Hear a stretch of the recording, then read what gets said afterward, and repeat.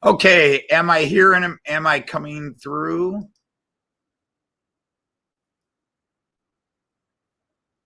Yeah, that would have been an echo.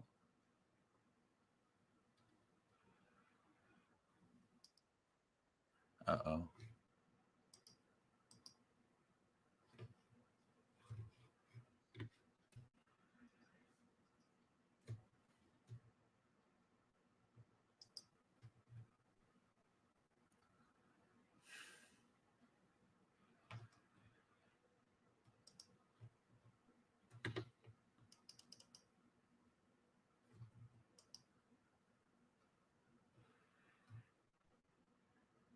Okay, let me test this.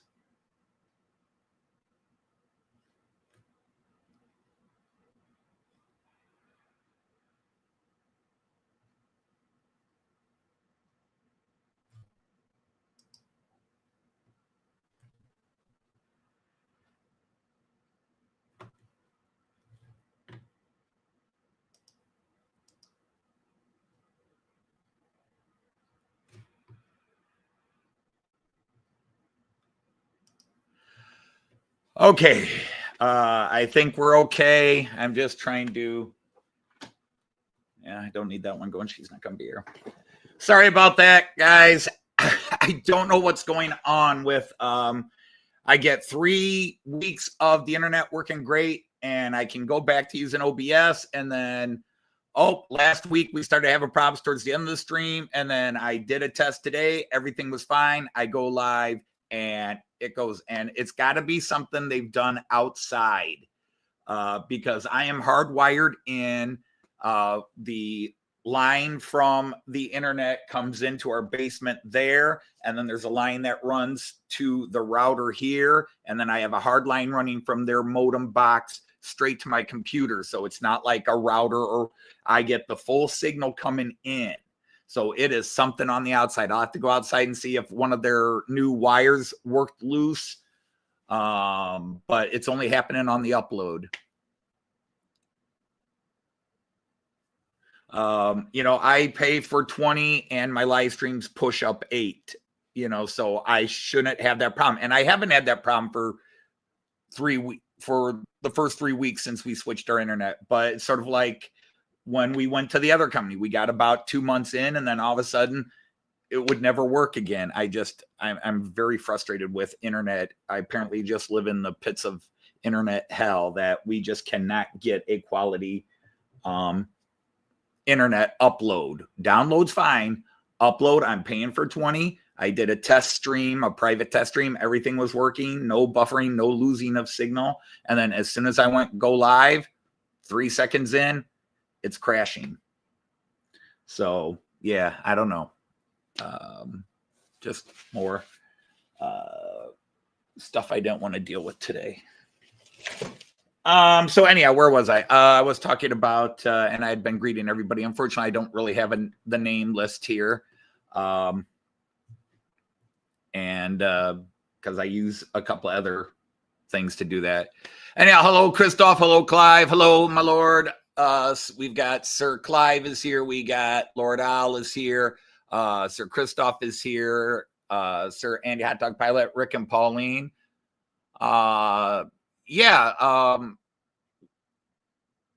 Pauline's taking care of your tea. Sir Rick and Dame Pauline, thank you for popping in and saying hello. You've got a wonderful channel that deserves support.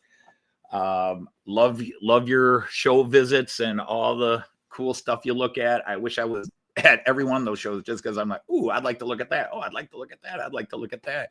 And I'm always curious as to why something catches your eye. But anyhow, so I left off, I was talking about the advent calendar. You can see it set up over there, right back there, doing that.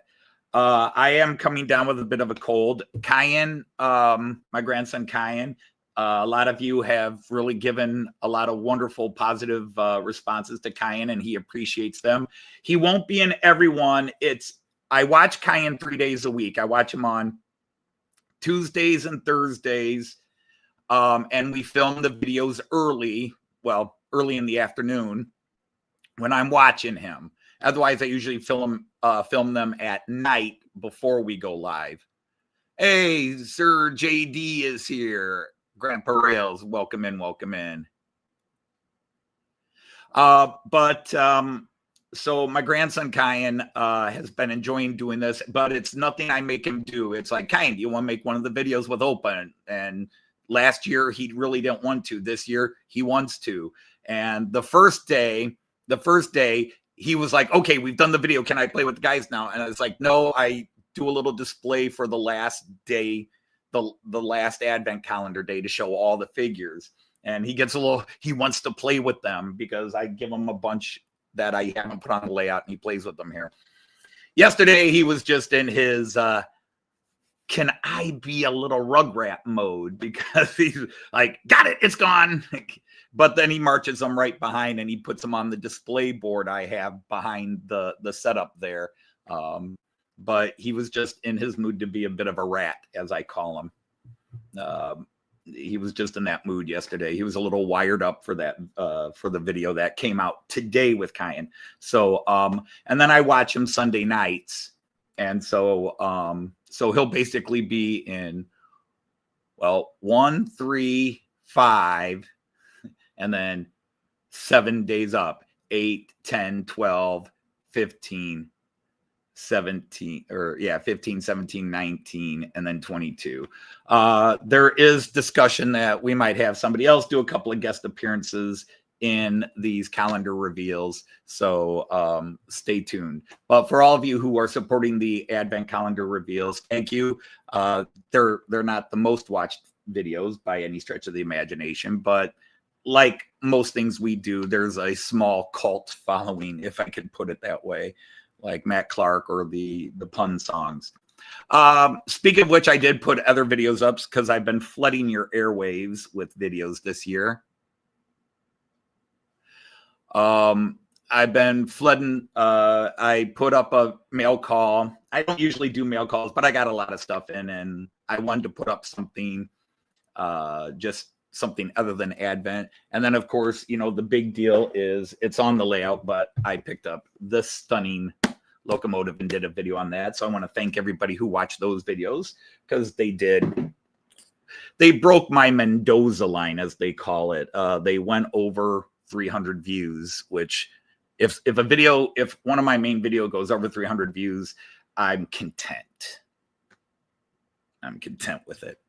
All right, so anyhow, let's go and look at what I am running today, and we can just feel the gremlins rubbing their hands in excitement. I'm just looking at my screen here. There we go, 11 lane view. All right, so today in lane 1, we are running that brand new little dual mode right here. I did get it in the Deutsche Bahn red. Probably not the best camera to highlight it, but it is just a stunning locomotive. I am. Did Chris say he's got to take off, or a different Anthony? Okay. Oh, well, Anthony Downs, congratulations. So Kiwi, yeah, that's awesome. You're about to become a father. Wonderful. Congratulations to you. It is heartwarming, and I mean, I was scared to death when I found out I was going to be a father, because I probably wasn't emotionally ready to be a father. I did not have a good example of fatherhood to model my parenting skills after. I kind of had to learn it the hard way. But I've got 3 wonderful children that I love, and despite my foibles, they are all very bright and creative people. But there are some people that aren't not meant to be parents. My parents probably shouldn't have been parents, and that's really tough to say because they had 6 of us. And the people that know say, you know what, I don't want to. You know, those people, that's great too. Parenting is not necessarily for everybody. But that's wonderful. You're going to be a parent. It's weird that now I'm a grandfather, and it's even weirder that my grandson is about to turn 5. Cayenne is 4 right now, but he'll be 5 in 2 weeks. Actually, I'll be older in 2 weeks. 2 weeks from tomorrow, Cayenne, because Cayenne's birthday is 1 day after mine. So good luck and all the best wishes to you on that, Anthony. You're probably already long gone, but that's so exciting. And that somebody actually popped in here while waiting for the things. I was in the delivery room. I watched Joyce go through it all, and I think it's horrible to say, but I think every rutting teenage boy that's got an attitude about women being the weaker species needs to be forced to watch a woman give birth. I was in there from the minute Joyce started labor pains, and I was in the room and I watched the birth of my children firsthand. And I tell you what, the love and appreciation I have for Joyce for having done that, and then wanting another one, and then another one after that, because I consider myself relatively tough, but after watching her give birth to the first one, then our second one, that was such a horrible delivery where Joyce was in bad shape after that delivery. That's all I'll say about that. And then she wanted another one, and I was like, "Are you crazy? You almost died last time."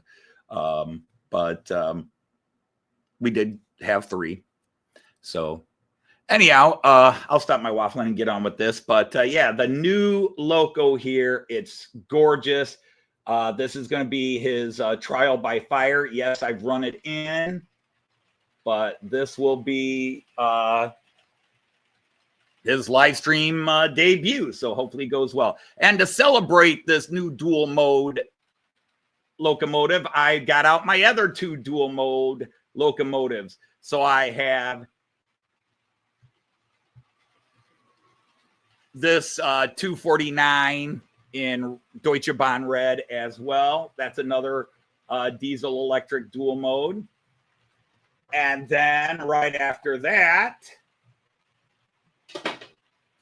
I have my Märklin, my false flag, fictional flag. So I am running nothing but freight trains on the outer loops today. This is a first. I have, well, other than like Oktoberfest where it was all beer trains. But I am running all freight on the long lines.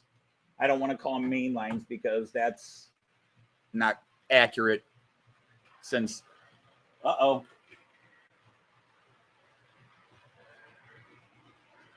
somebody derailed going around the corner, and I know who it is because it's that same obnoxious little red car. So I gotta wait for it to get close where I can reach it. Or did you just bump on? Well, thank you. That was cool. He bumped right back on. And then on the short loops, I'm running, since we're doing dual modes, I thought I'd run some multiple units as well. So everything's sort of mathematical. Dual modes and multiple units. So we're going to get the first guy in here. Hi, Evo. They're still dual modes. Let's not be pedantic.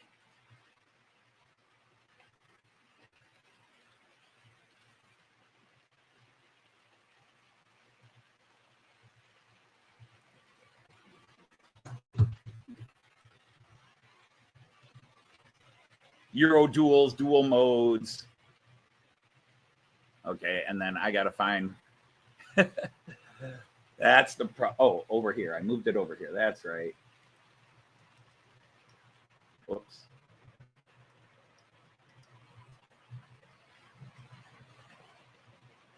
All right, that's right. I changed the screen. I have to refresh this so he doesn't act up. Yeah, I got him racing.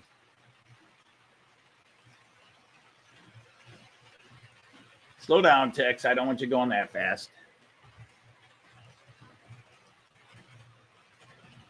Wait a minute. Do I have you going the wrong way? Yes, because, all right, which one do I have going the wrong way?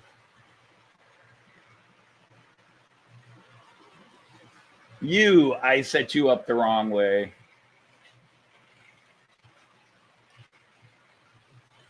And that car is derailed again.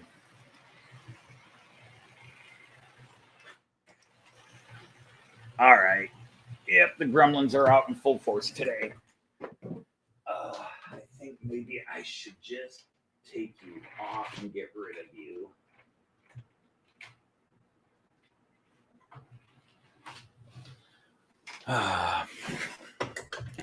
Yep.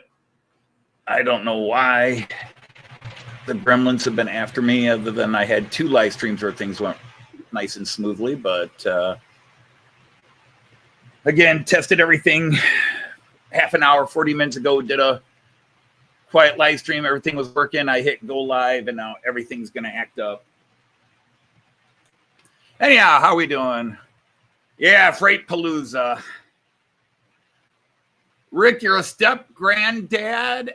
Both the grandkids taller than you. One is 15, one is 17. Wow, Rick. Well, congratulations on that. You don't look old enough to be a granddad.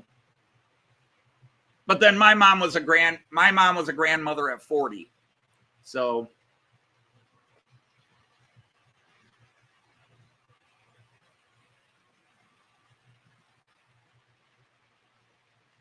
well, since I'm here, I'm glad I'm here. It's better than the alternative of not being here, but if you were to meet all my siblings, the damage is rampant.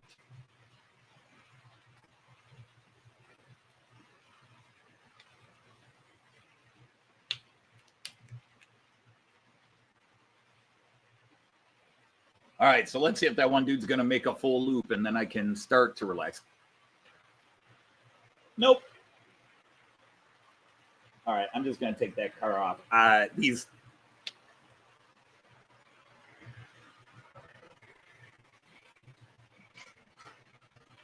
This guy just derails. And I thought I had him in the position where he doesn't derail, but apparently I put him back. But yep, I'm going to stop and take him off real quick.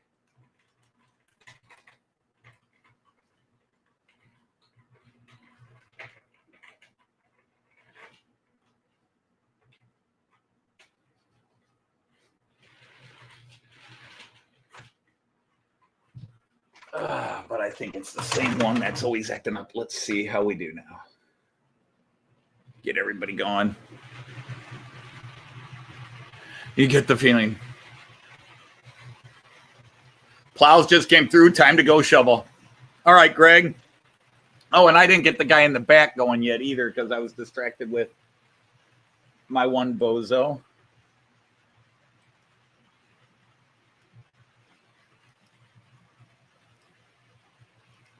And then we'll get the guys on the floor going. Yeah, let's slow him down. There we go.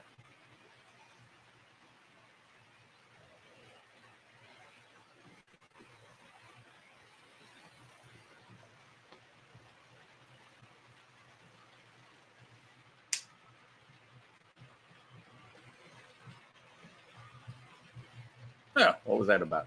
All right, so let's get the floor cam going and see if we can get these guys going without any kerfuffle.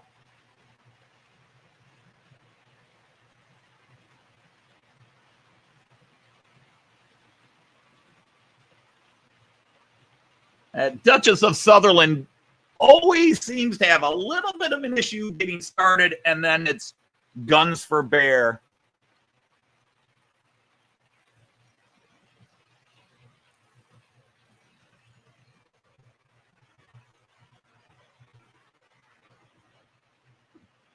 The Duchess of Sutherland is an old girl. She just needs a little bit of warming up, and then she runs like a dream. Hey, Ian, you're testing. Yeah, I saw that on, I think it was Facebook, and then also a post on YouTube. You've got that Japanese train, which is really cool. But hello, sir Ian. It's wonderful to have you here.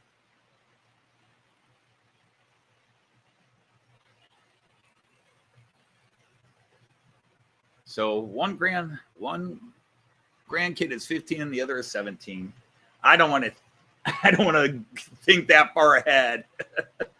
I do not want to think that far ahead. When Kyan is my only grandchild, and for the foreseeable future is my only grandchild. My son and his wife are talking about having their first within the next couple of years, but they want to really get established where they can afford, in their minds, afford to have a kid. They're both in early phases of their career, which is a lot of work and a lot of focus on their things. In fact, my daughter-in-law, she's a chemist, not in the British apothecary sense. She's my son and his wife, my daughter-in-law Val, they're both into chemistry, basically. They have degrees in chemistry. My son actually was getting a degree in pharmacy, and then he switched over to toxicology. But now my son works for a corporation that does testing of various chemical products that are used in everything from medicine to industrial work. And they have to test them for their efficacy and potential problems, blah, blah, blah. So he's on that end where he has to run the test on these different things. You know, one of the things he was very proud of early on in this job was that he was involved in the creation of a new treatment that is helping kids with a certain type of cancer. And it's actually having something like a 75% success rate where these kids that are sick with this form of cancer are going into remission. This is sort of a new wonder drug. And my son was involved in its testing and creation. So you have those good vibes with it. His wife also went to chemistry, but she works, it's basically the same corporation, but she's in another realm of it. And she now works in their health and beauty chemical stuff.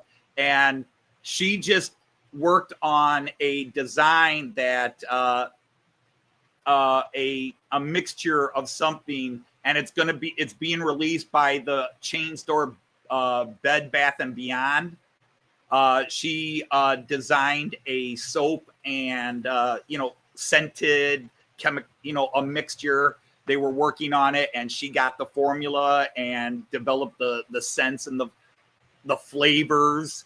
And so she's very excited about it because it's going to be released, but it's her design. Hey, I see Sir Jake is here. Hello.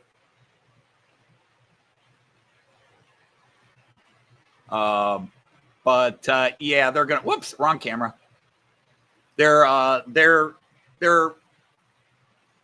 gonna wait at least another year. I think they've been talking about having kids. I just wish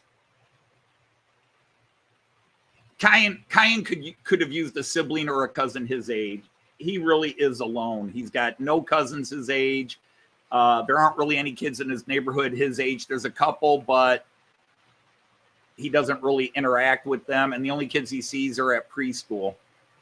And he needs that sibling.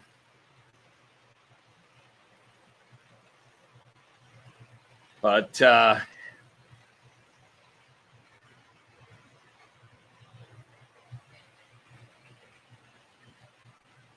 now you and I are going to have a little bit of a talk as to why you are always such a pain in the patootie.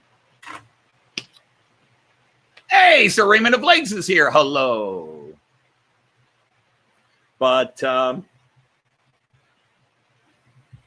yeah, a couple of you mentioned, Kyan, when I pulled the one figure out in today's video, he goes, what's this guy? And it's a person going to the airport. You're like, wow, the imagination of that kid. And he's got a great imagination, but that was based in reality because the day before,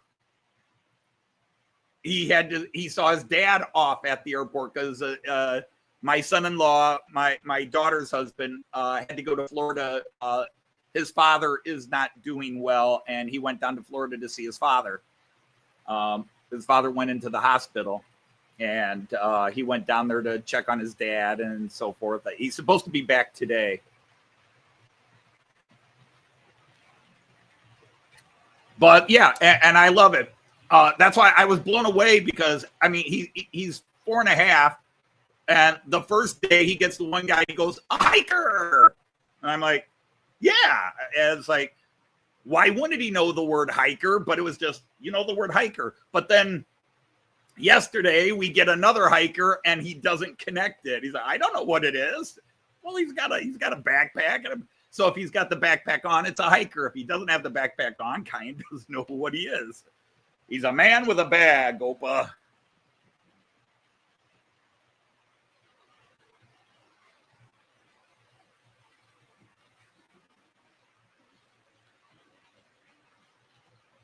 Oh, okay. I thought you guys said, well, hi, Lindy. Ken's being released tomorrow, and Chris is coming home tomorrow afternoon. Okay, I was told Friday. But either way.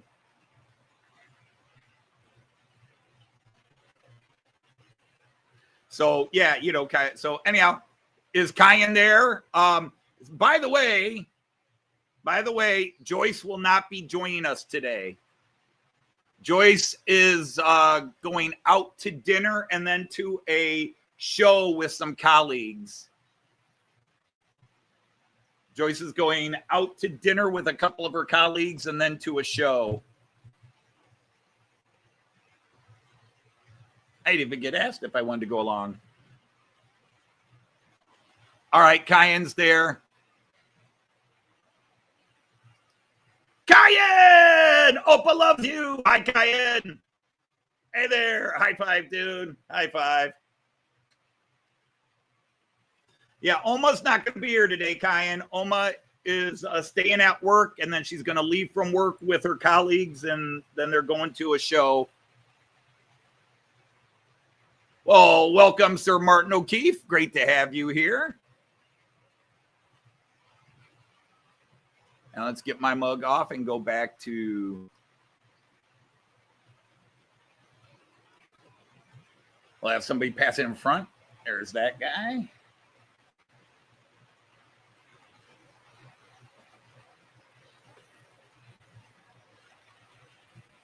And then the Märklin guy will come in. So I am running 3 long freight trains. This is about as long as I can do freight trains, at least for now. Come Christmas, that will change. Oh, Kyle, Sir Kyle, do not apologize. Do not apologize. We are just grateful that anybody can watch, but life happens. You're working, family, being mom or dad taxi, babysitting, but it's also Friday evening in the UK and Europe. So it's Friday. You're going out, going to the pub, going to a movie, going to a show like Joyce's today.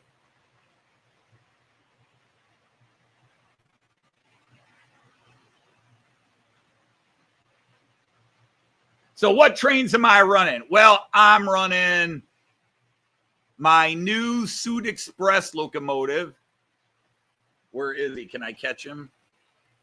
Oh, wait, he's coming in. Let's go up to, nope. Station view. Oh, that's got the Batman tilt on it again. Darn it.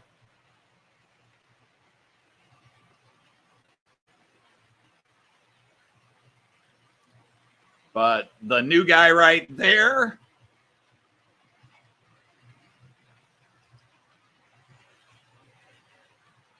This is my new SudExpress EuroDual.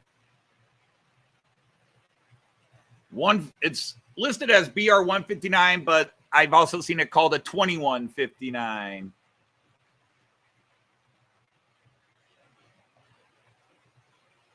So if you like freight, so I'm running the various dual modes, the diesel electric dual mode ones.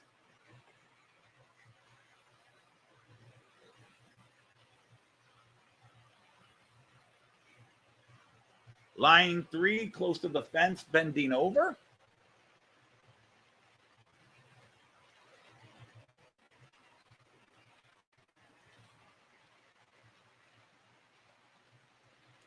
Oh, hello. I believe it's Rick, isn't it? The switcher. Sir Rick.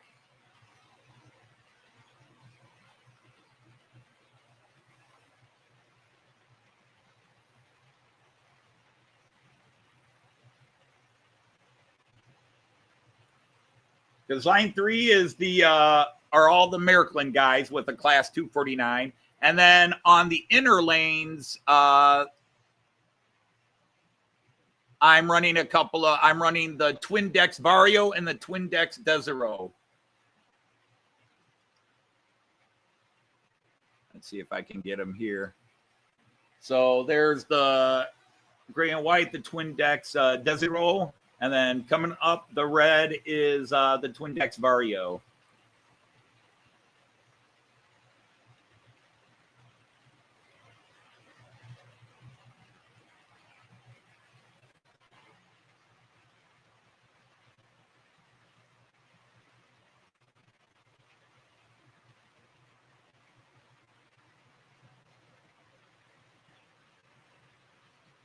Yeah, I do too. I know it's a false flag, but I think it's cool. It just stands out, that black and that red. Probably helps that black is my favorite color. But black's not a color. Yes, it is. We're not talking light. We're talking shirts and paint.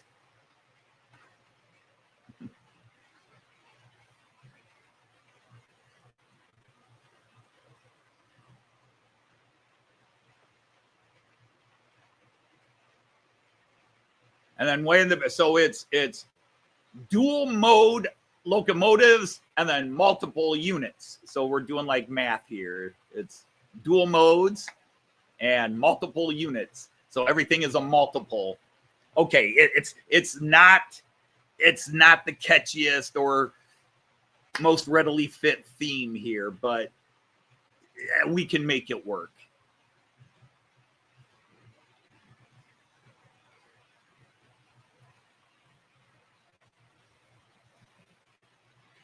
I do love that RRX. That's the white and gray one.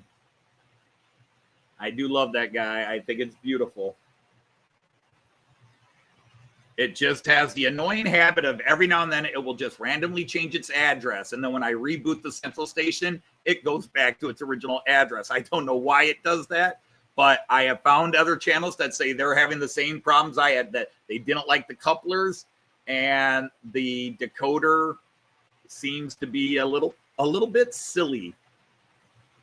When they first came out, everybody was loving them, and they still do love them. They're beautiful models, but they do have a couple of little touchy parts.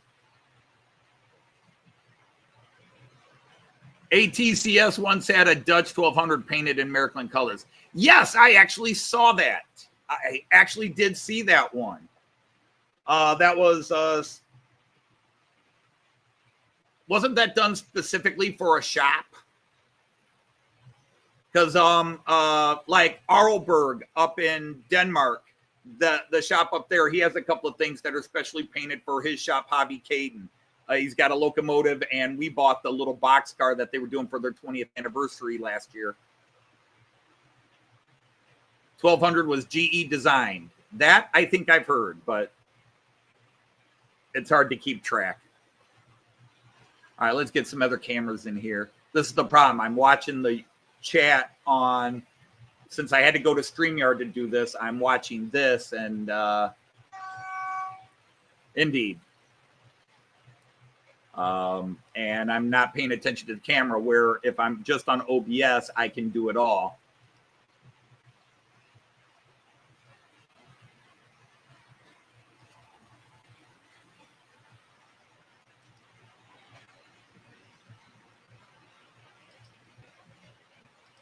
And then way in the back, that blue and yellow, that is a NordWest Bahn class 440 EMU.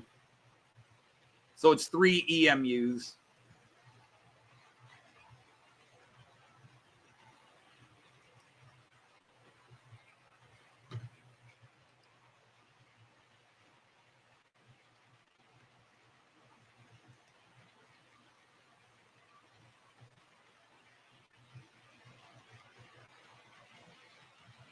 Where could I put this? Yeah, I can put that with that. Since I'm not doing the one.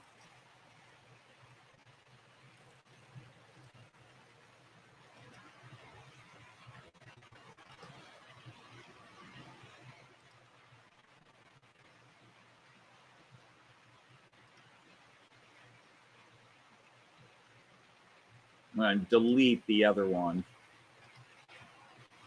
I understand. Delete forever.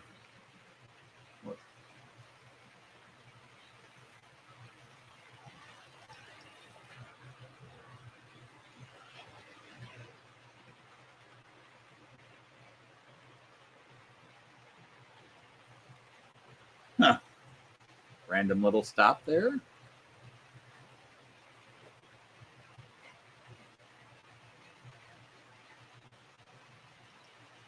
All right. Was it Nelson Verkspor? Was Alco bogeys? Oh, there's that too.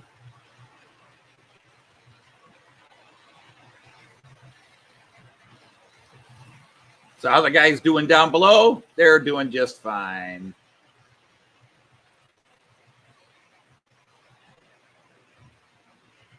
But see, it's interesting. You have the gremlins, but I get it sorted really fast. It's always something different. And in this case, one of these little red cars I have here, if I put him second or third in the list, he's fine. But I moved things around and I forgot, and all of a sudden he derails. If he's ever right behind the locomotive, he derails. I don't know why. The other ones are fine. He's fine if I stick it anywhere else in the consist. But the minute it's behind the locomotive, it derails. So I don't know if it's just a bizarre bogey situation. I've checked them and the wheel spacing's correct. It's just weird. It's just weird. That's all I can say.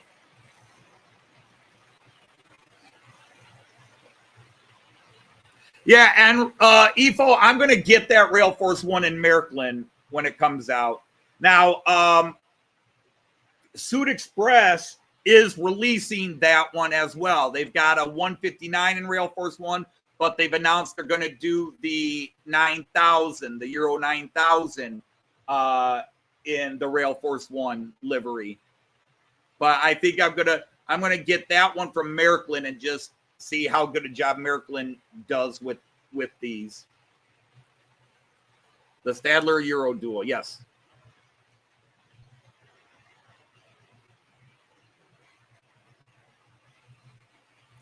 Hello, Sir John of Mystic. Hope you're well. And let's see, some other events that have happened. I've been on this camera a lot. Let's go to somewhere else. Let's do the workstation cam. Let's see. Tim has started laying, got a couple, last I saw, got a couple loops in. Sir Tim of Dowd, have you gotten any more loops in since your video earlier this week? Our CEO had a water leak and had to pick up his layout, take out his layout and his track. And he had to empty the room so people could go in and fix the leak damage. So he's been slowly or quickly putting it back in.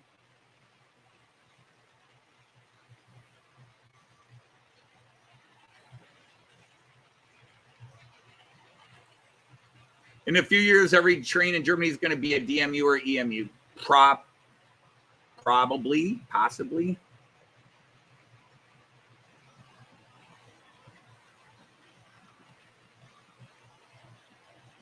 Huh.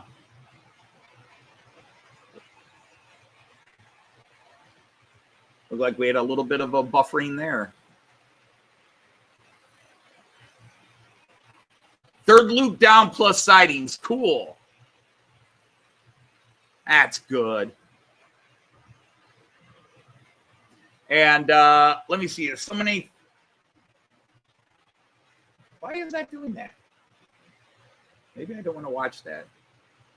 Because it's not acting up there, but that's not the broadcast. Oh my goodness, WinZip, I don't need you. Stop popping up ads. WinZip, you're a POS. Actually, you're a fine program. You just used to be free, and now you charge everybody money for it. Hey, did I see Sir Randall is here?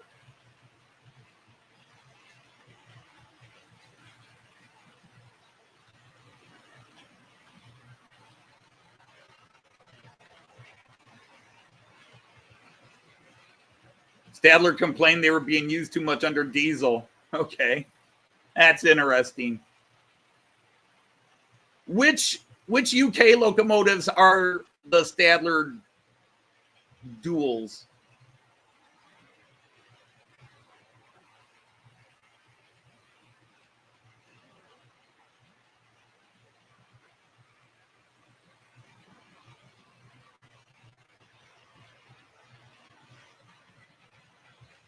Good morning, man. Hey, man. We be jamming. Yeah, if you're coming in and a little confused what happened, started live, did a test stream, everything was good. As soon as I went live, our exterior internet crashed again. I just can't win a battle right now. I just cannot win these battles. I'm going to be calling and yelling at them after the live stream today.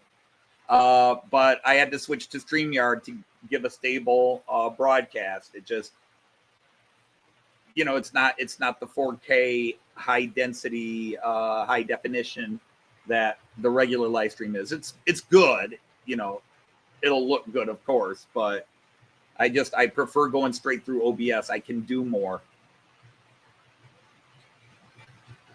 Monsville put up a couple of videos early in the week, last weekend and middle of this week.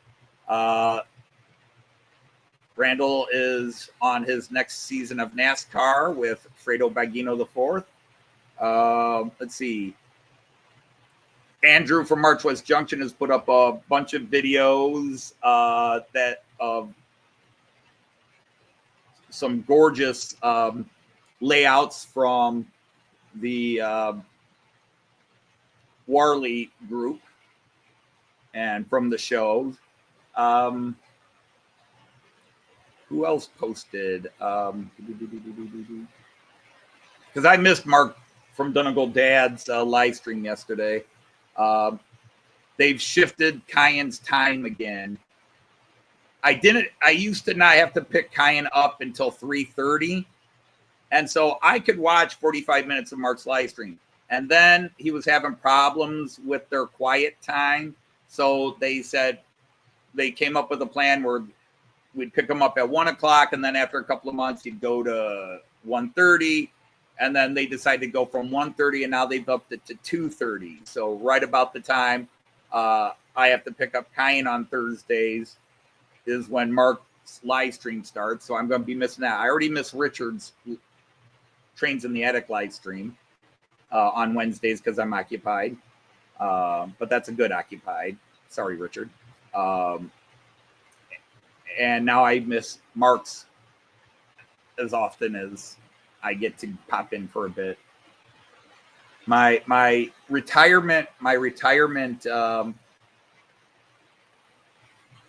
how do I say it? My retirement routine has been upended recently.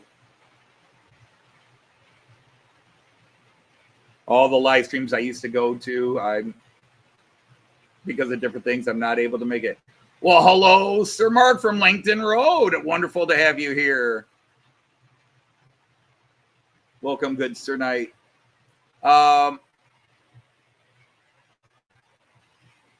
Digger's waiting on a heater for his shed, or maybe he got one. I think somebody's asking him about it.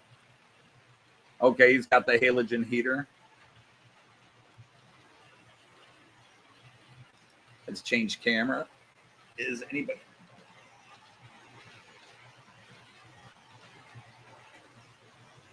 Yeah, I'll leave it here. Let's be patient. We'll see the new guy coming into screen in about a second or two.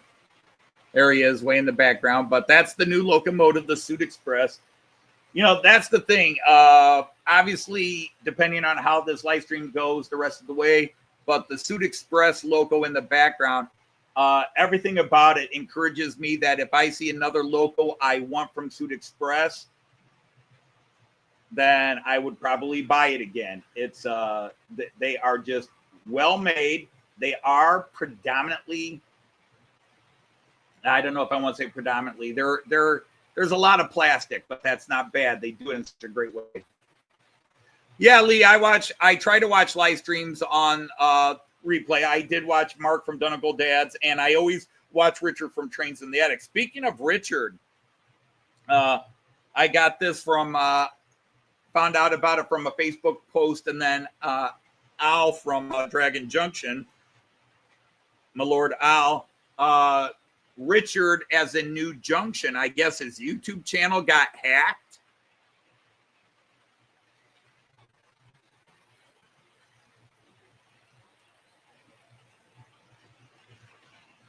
And so New Junction's channel as it was is now gone. It is off YouTube.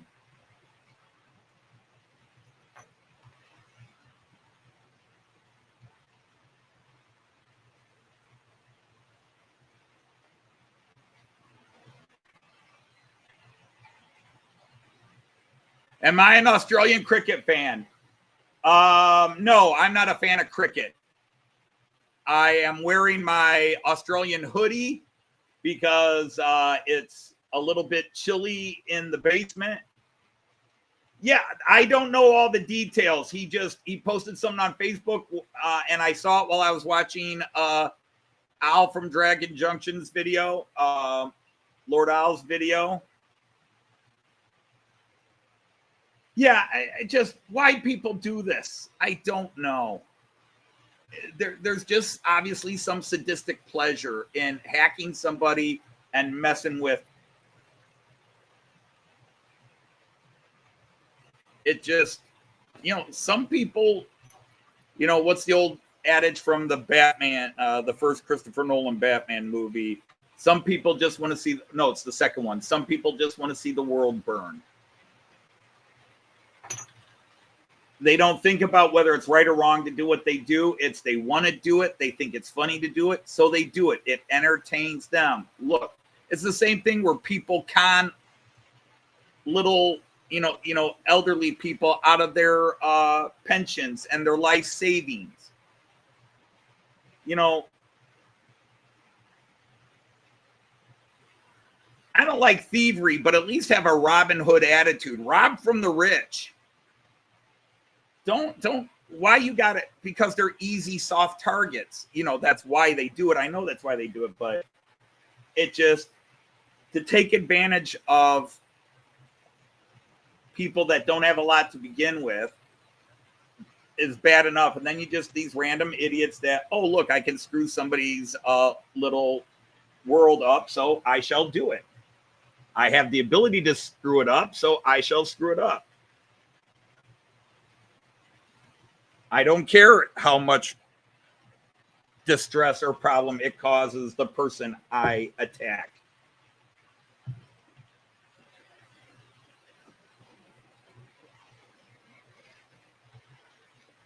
The Sawyers of the world. I wonder if anybody gets that reference.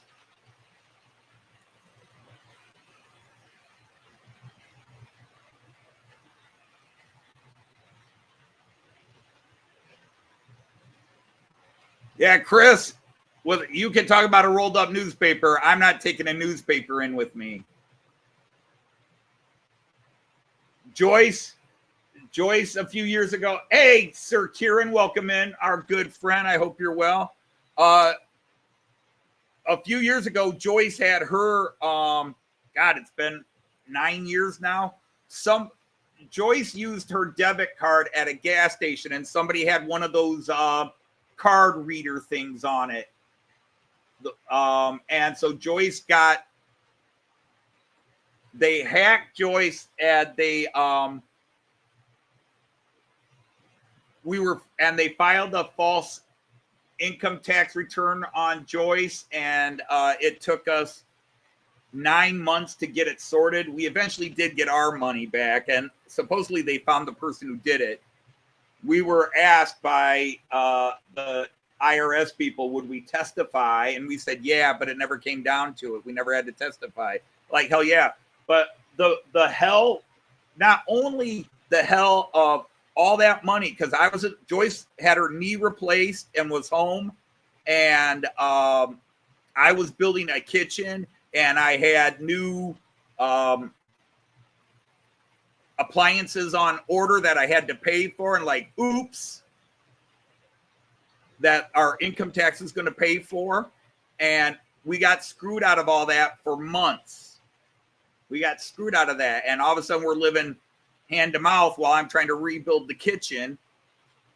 But it didn't end. To this day, Joyce still has, when we file our income tax, Joyce has to have a certified IRS number to prove it's her. So we still have to go through that. We're still dealing with it 9 years later because this person chose to steal from us or try to steal from us. Fortunately, they weren't able to cash their check. All we know is a Walmart employee in Texas.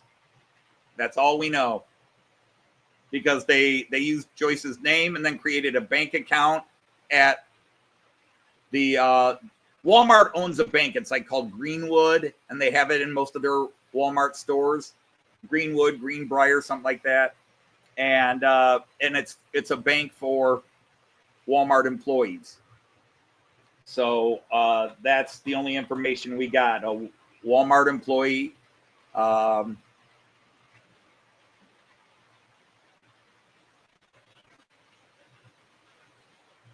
In Texas.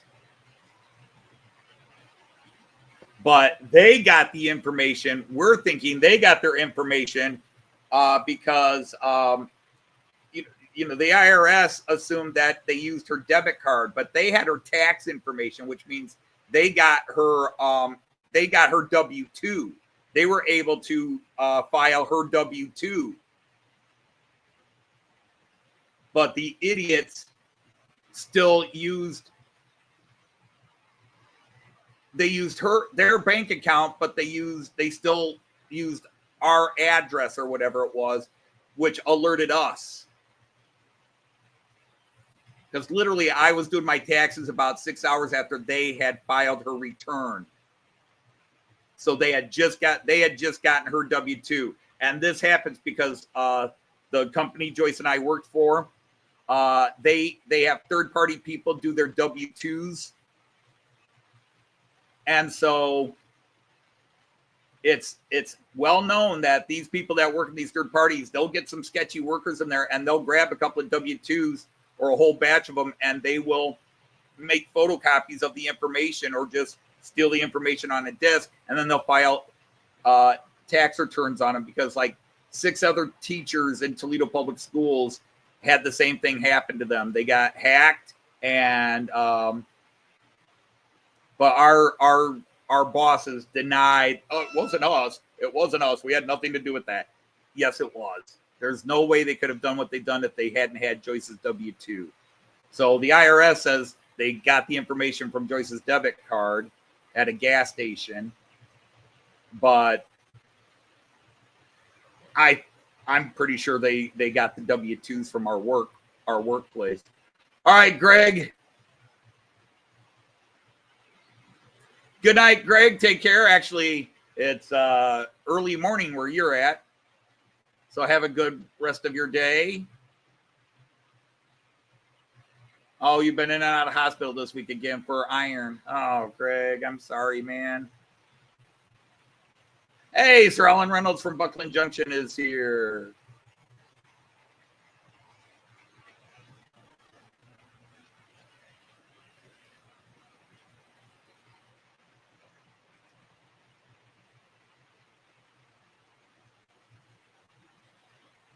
But there's that new fella.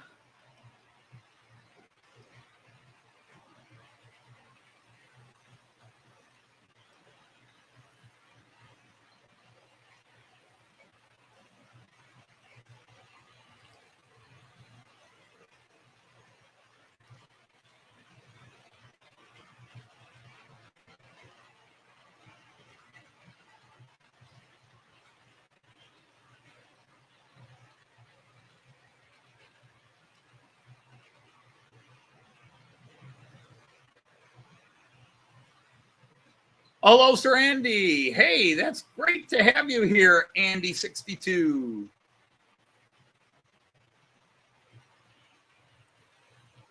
Yeah, I, again, sound like a broken record, but I'm sorry to hear that, Andy. There are so many good people that we get to know on this stream, and then they disappear for a while. And yeah, life happens. Job, life, illness, family, so many things. It's rarely a good thing when somebody disappears for a while and says, I haven't been able to work on the hobby. It's really a good thing. Like, yeah, I just got married and we've been honeymooning for 6 months. You know, that's usually not the story. It's, hey, I see Sir Tom of Houston is here. Now, last week, my favorite American college football team, the Ohio State Buckeyes, beat our arch rivals, Michigan, and finished the regular season undefeated. And tomorrow they play in their conference championship, and then they go to the playoffs.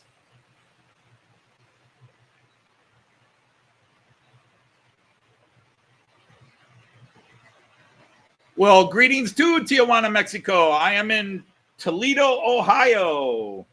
Arturo. Bienvenidos. Bienvenidos, amigo. And now, Arturo. I now declare you a knight of the Rhomboid table. I should do it this way. Now declare you a knight of the Rhomboid table. You are now knighted. You have a blue spanner. And you can post a link to your channel so that we could all check you out and maybe see what you're doing. But yep, I'm an American running Central European trains. Okay. Arturo Ibarra. Man, that name's familiar too, but you're in Tijuana, Mexico. So it won't be the Arturo Ibarra I knew. I had a student named Arturo Ibarra. But then again, they spelled their name with a Y. They were Y-B-A-R-R-A. Hey, welcome, Sepper. Running. Hey, and there's Sir Artie is here. Aussie, Aussie, Aussie. Oi, oi, oi. Yep, I'm wearing that hoodie I bought in Australia. We went to Australia, didn't think it was going to be as cold as it was, so I bought an Australian hoodie. I like it. It's a nice hoodie. Kinross, Scotland. Well, Joyce and I are hoping to be in Inverness and Glasgow, Scotland in June. And then we're going to be at somewhere near the Severn Valley Railway. We just haven't decided where. And then we're going to be down in the Bristol area. And then if we can make it over to the coastal area of Kent, we're going to try that.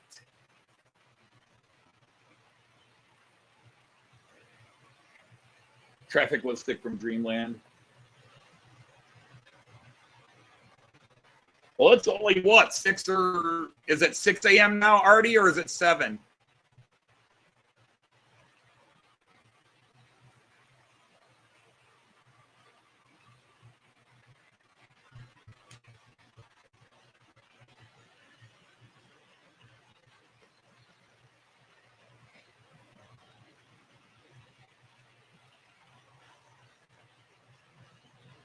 He's been to Area 51. Oh, yeah. He's an escapee from Area 51.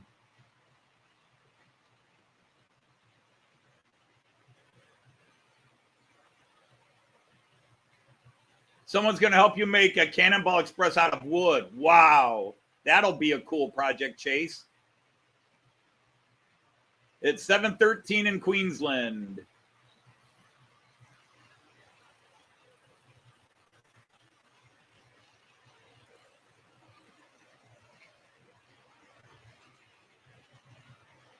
$11 of your locomotives on display. In other words, you got models of those locomotives. That's cool.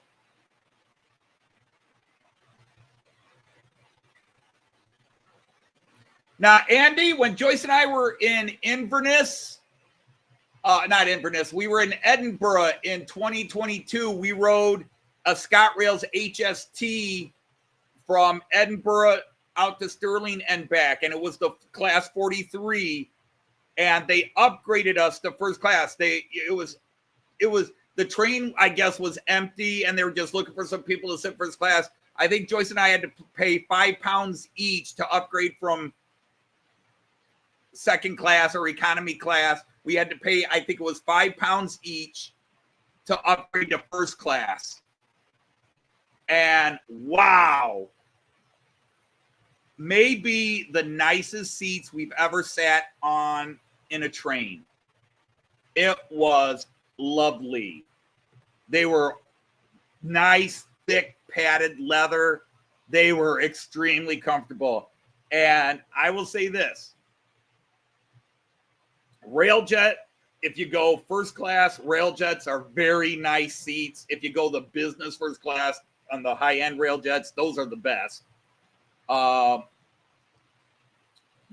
the ICE 3s are nice. The ICE 4s are nice. Any of the ICEs are fine. The ICE 2s and so forth are nice. But I would put the ScotRail, that ScotRail 43 HST up there, equal to or maybe even better than the Railjet luxury seats. Those were absolutely wonderfully comfortable seats. Now, we rode GWR 800s and LNER Azumas, and their seats are not bad, but they're not nice. It's not like your back is really bad after a 4 or 5 hour ride. It's just, they're never fully comfortable, like you could just sit there and go to sleep on them. At least for me, I didn't think they were that comfortable. ICE seats are comfortable. They're nice. They're not the best, but they're nice. Deutsche Bahn ones. You'd travel with sheep for a $5.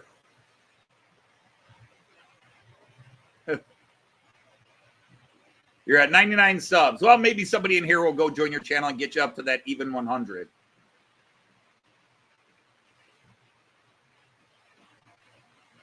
Cattle class to civilized, £5. Well, you know, I don't tend to. Well, Joyce and I have never traveled first class, except when we went to Vienna, we decided to ride from Salzburg to Vienna. We bought first class tickets on the Railjet. But we didn't even buy the higher end first class. They have first class, then they have business. But the train we were taking did not have the business economy because those seats are amazing. I went on to a Railjet when it was at Munich Station that had that luxury seating and just tested them out real quick because it was there for 20 minutes. Said they were waiting to start loading the new passengers again. It was end of line transit.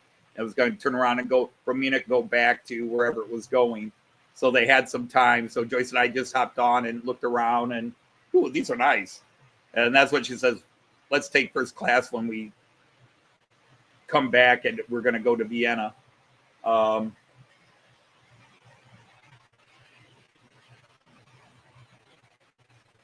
Yeah, I could see that. We did Edinburgh to York on an Azuma, and then York to London on an Azuma. We did a GWR 800 from when we arrived in the UK in 2022.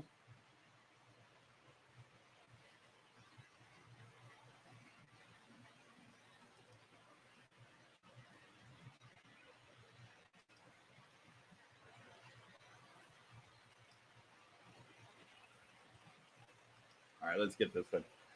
When we arrived in London in 2022, spent 2 days in London, and then we caught a GWR 800, which took us to Cardiff. And then from Cardiff, we took one of the DMUs. I don't remember what it was, but we took a Transport for Wales DMU up to Bangor in Northern Wales. So we went from Cardiff in Southern Wales up to Bangor in Northern Wales. We went to Bangor in Northern Wales, but she wasn't home. Wait, no, stop.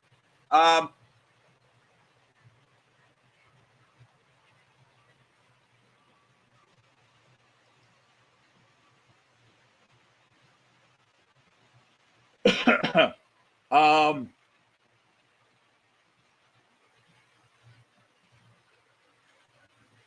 and then when we went from Bangor to Liverpool, we took a transport for Wales. Again, it was some sort of DMU to, where was it? Wherever Philip Page met us. Begins with a W. And I'm going to say it wrong. It wasn't Wolverhampton, but it was...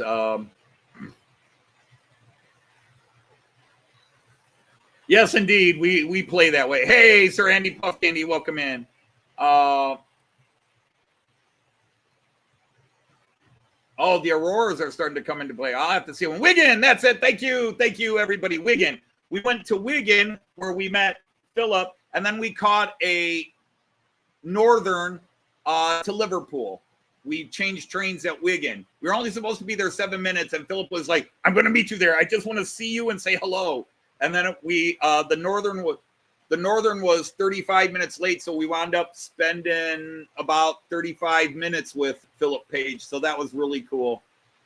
We just stayed there on the platform and yacked. It was wonderful. He was such a wonderful gentleman. And then from Liverpool up to Edinburgh, I forget what we took. It might have been an Azuma. No, wait. Yeah. It might have also been an Azuma, but do Azumas go through Liverpool? I don't remember what we took from Liverpool up to Edinburgh. It wasn't an Azuma. And then from Edinburgh to York, it was an Azuma, and from York to London, it was an Azuma.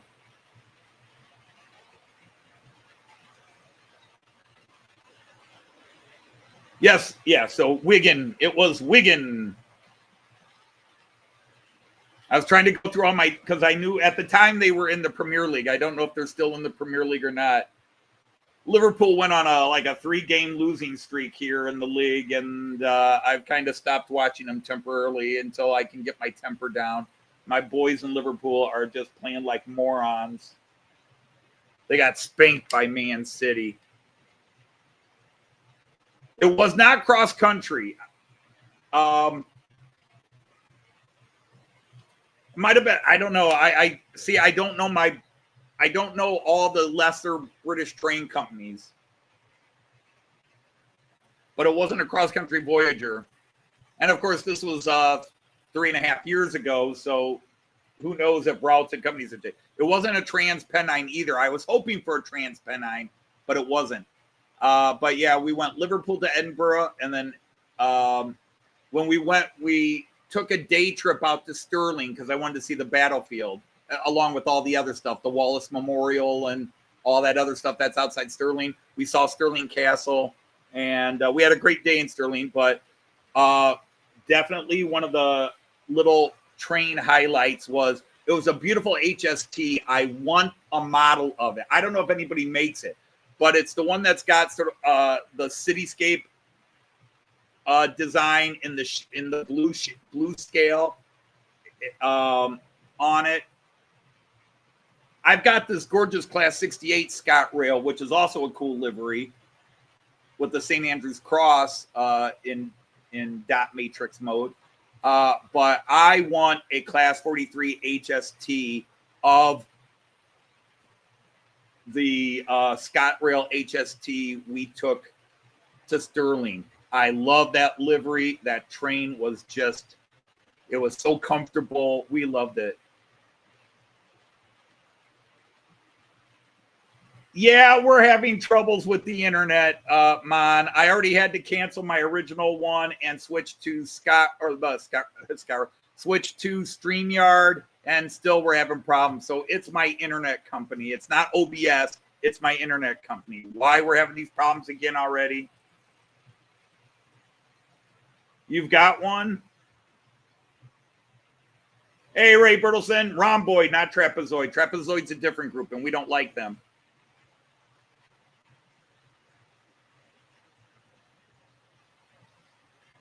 No, it definitely wasn't a Pendolino. It was a small multiple unit. I'll have to, I don't know if I could go back and find the tickets or not.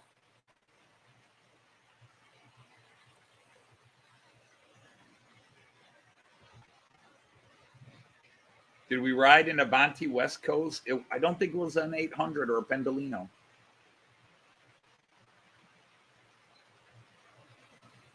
Well, the new internet worked for 3 live streams, and then last week towards the end, it started messing up, and it's just been garbage today. But I'm trying not to lose my temper. I've had too many things testing my temper lately, and I've been short-tempered to begin with.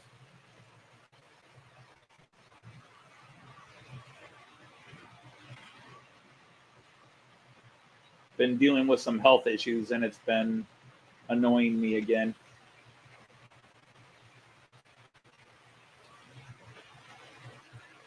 But yes, if you love your freight trains, we are running freight trains today.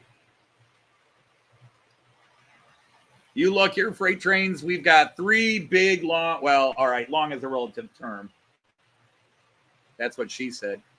We're running 3 freight trains. First time ever we're running, other than the Oktoberfest where it was all freight. But first time we have 3 actual modern era freight trains running the 3 main routes. And then 3 little multiple unit passenger trains running the inside loops.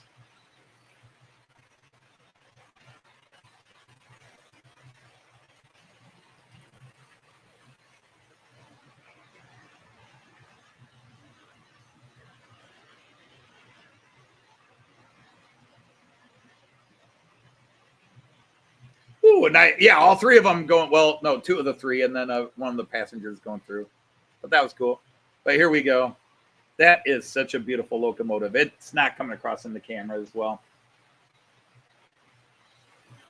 That is a booty. A beauty, even. I've got to straighten that camera out, darn it. Normally, I'd wait till Joyce gets here and tell her to take over the comm while I go adjust that. But Joyce is not going to be here today. So if you turned in for Joyce, she's not going to be here today. Yeah, I figured it would be. I've never seen it. I've looked for it, but I've never seen it. And if I type in Scott Rails, I either get multiple units.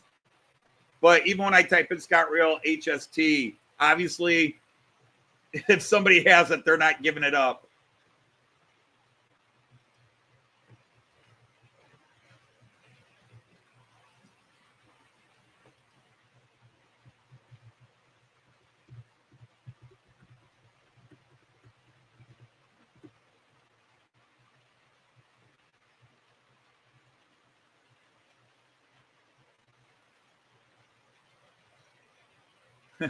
I could buy the vinyl adhesives.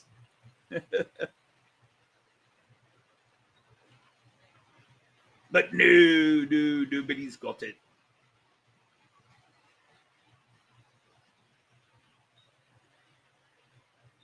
Heartbreaker. I'll tell you what, those GNERs are cool looking trains. I like the GNERs. Oh, there it is. But it's a print.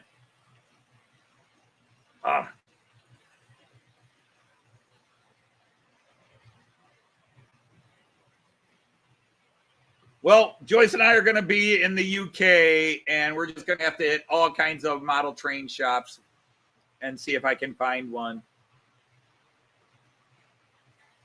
And I shall not be denied. Joyce will not say, you don't need one. I'm going to say, yes. Yes, I do.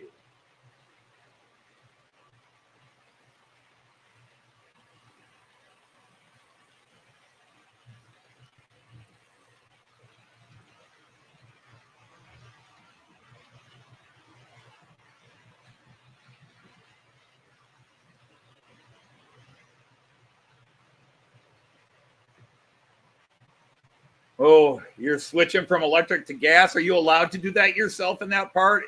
In this part of the country, you cannot plumb gas yourself. You have to be licensed. Hey, Sir Owen of Concord is here. Great to have you. Oh, well, I will always love the inner city swallows, Owen. And hello, Sir Simon and Sir Michael of McCarville Studios. Welcome in.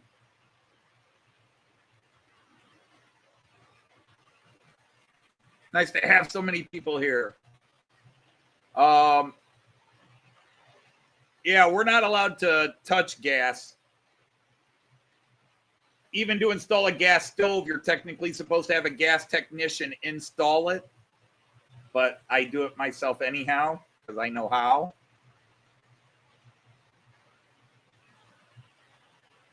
And I'm not going to pay the $150 installation fee from the delivery people.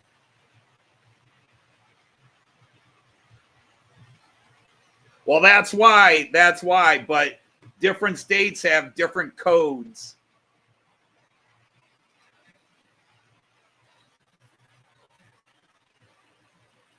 See, once I get the car system going again, this will be a cool view. Other than the trees will be in the way, but you'd see the traffic flowing right there, as well as on the village view.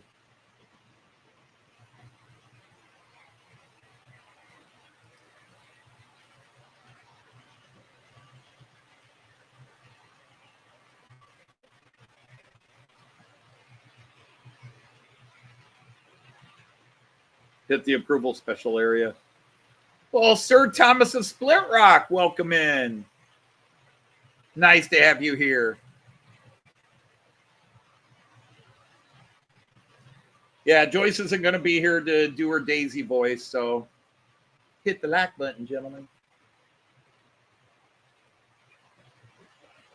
Matt, did we just? Yes, Diesel Dan, we just blew up the like button.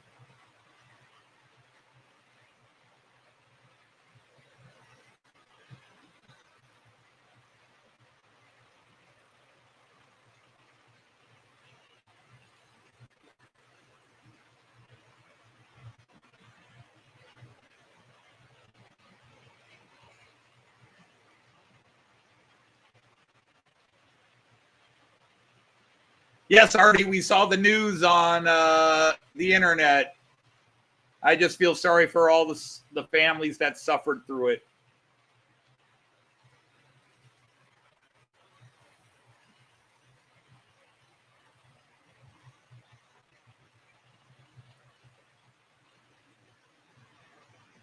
And what the county doesn't know doesn't hurt them. Well, I do most of my own electrical, even though you're supposed to have that checked. But my dad was an electrician, so I know what I'm doing. My dad was a good everything. My dad did everything himself.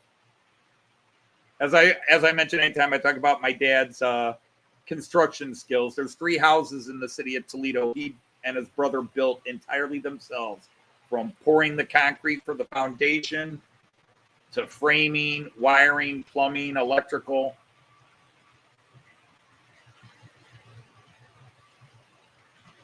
They built one for my uncle, one for a relative, and one for my dad. We lived in the one for like 2 years, and then we moved. My dad goes through all that hassle of building a house, and then we moved 2 years later.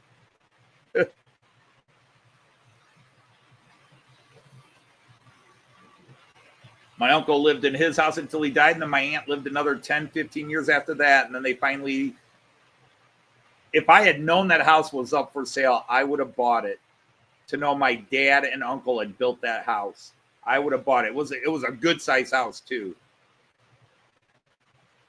They built an addition to it later over the garage. I love that house. It had a massive basement. It had a basement probably 3 times the size of this basement. Maybe double.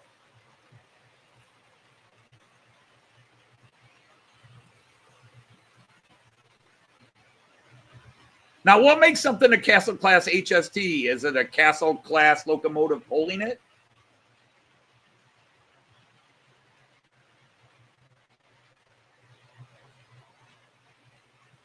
No, my dad did the electrical wiring, and my dad and uncle, they knew how to do it. My dad never had to wire anything twice. When he fixed it, it was fixed.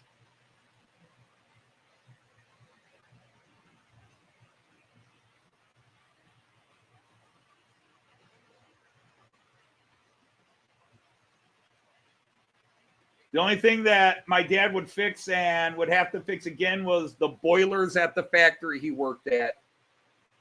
He was their maintenance supervisor. So if the electrical went out in the building, he had to fix it. But the cold winter months and their boilers for the heating system, but also they use some of it to help power some of their machines.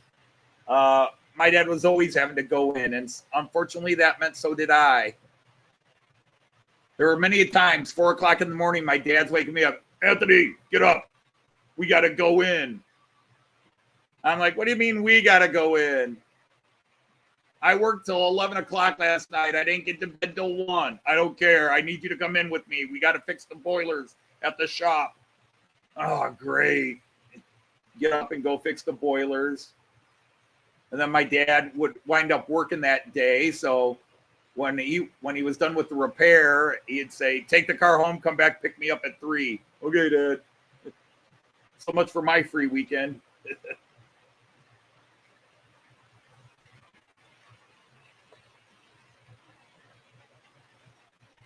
Because they're named after castles. Okay. Isn't there a locomotive that, I mean, there's the warship class, but isn't it 2 for 1? Like it's castle class because they're all named after castles, but it's all that same locomotive? Ah, well.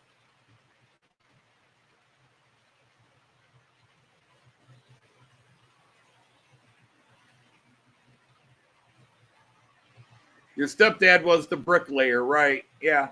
Now, my dad could do masonry work. He did plenty of masonry work. And again, I learned basics. I've done some masonry work.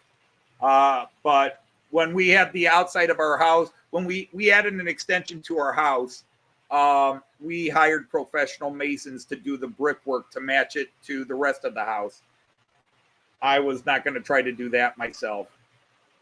I wanted professionals to make sure the job was done 100% correctly. But I've done some masonry work. But my skills are more, I don't consider myself a good electrical person. I know what to do, but because I grew up with my dad doing it and knowing it, but I didn't grow up doing it day to day to day to day. I know how to rewire my garage. I knew how to wire our addition to the house. Once we, got to the main, I paid pros to put a new box in the house. And then I just said, run the main to here, leave the loop, and I'll do the rest. And because it saved me a few $1,000s. But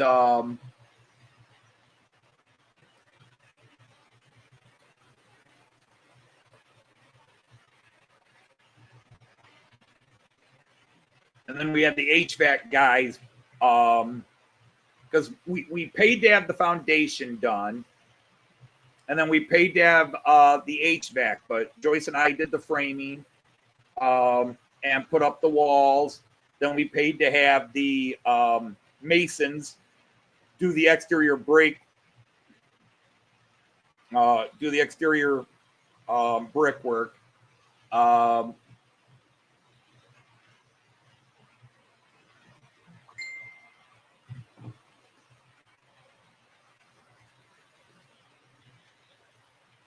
But it was a friend of Joyce's mom. Okay. No, it was a colleague of Joyce's. Her husband ran a construction business. So he gave us a deal. And so he did the basics, and then Joyce and I did all the interior work.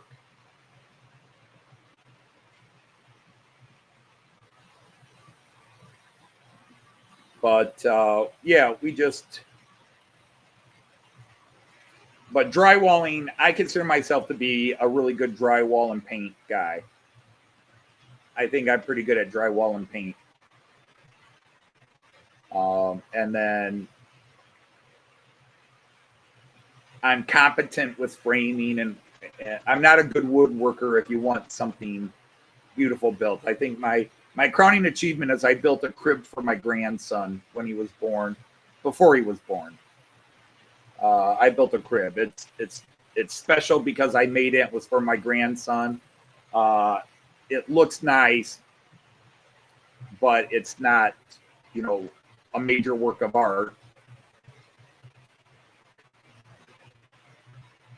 Schools class, Battle of Britain class.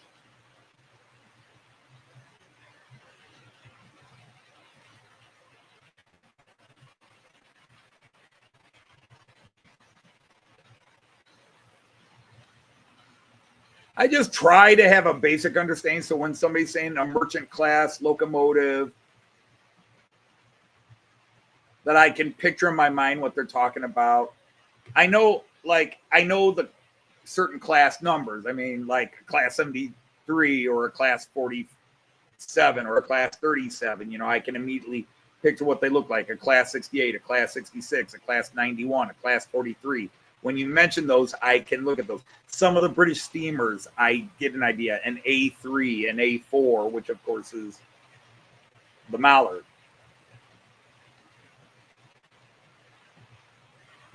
That's a cool scene.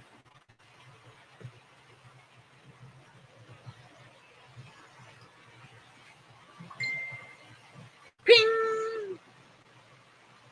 Somebody is pinging me. Okay, it's Christopher. He's looking at some pictures I sent him. Oh, Christopher, if you're watching in the background, thank you.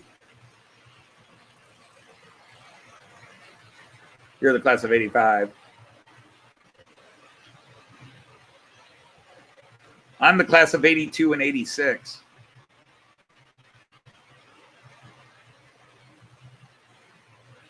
Graduated high school in 82.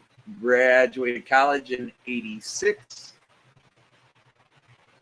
With way too many degrees.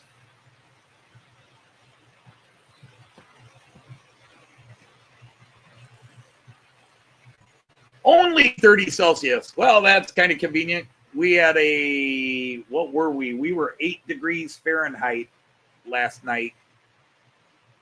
We hit a cold spell. I don't know what it is right now. We're at 26. So what is that? -3, -4 Celsius we're at right now.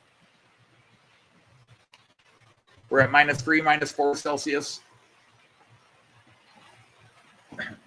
But we were down to whatever 8 Fahrenheit is, -15 Celsius. I don't know.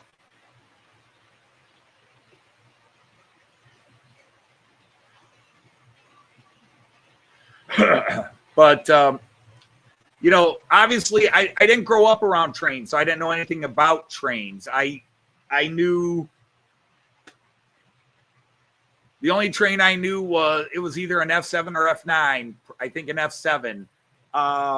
The only train set I ever got, which you guys have heard the story, got it for Christmas of '69.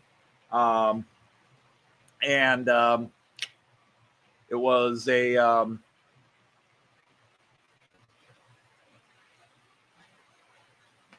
a Tyco, and it was a Santa Fe Super Chief with the war bonnet and with a set of cars. Stop freezing up. Was 38 yesterday. Very pleasant. No, 38 is not pleasant. 38 Celsius is not pleasant.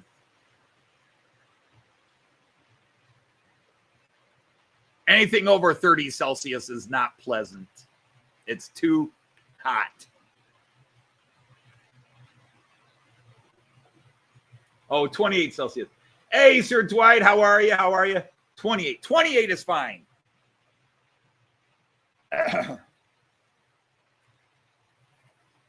I like the air temperature to be about 75 Celsius, which is about 23 Fahrenheit, 75 Fahrenheit, 75 Fahrenheit, which is about 23 Celsius.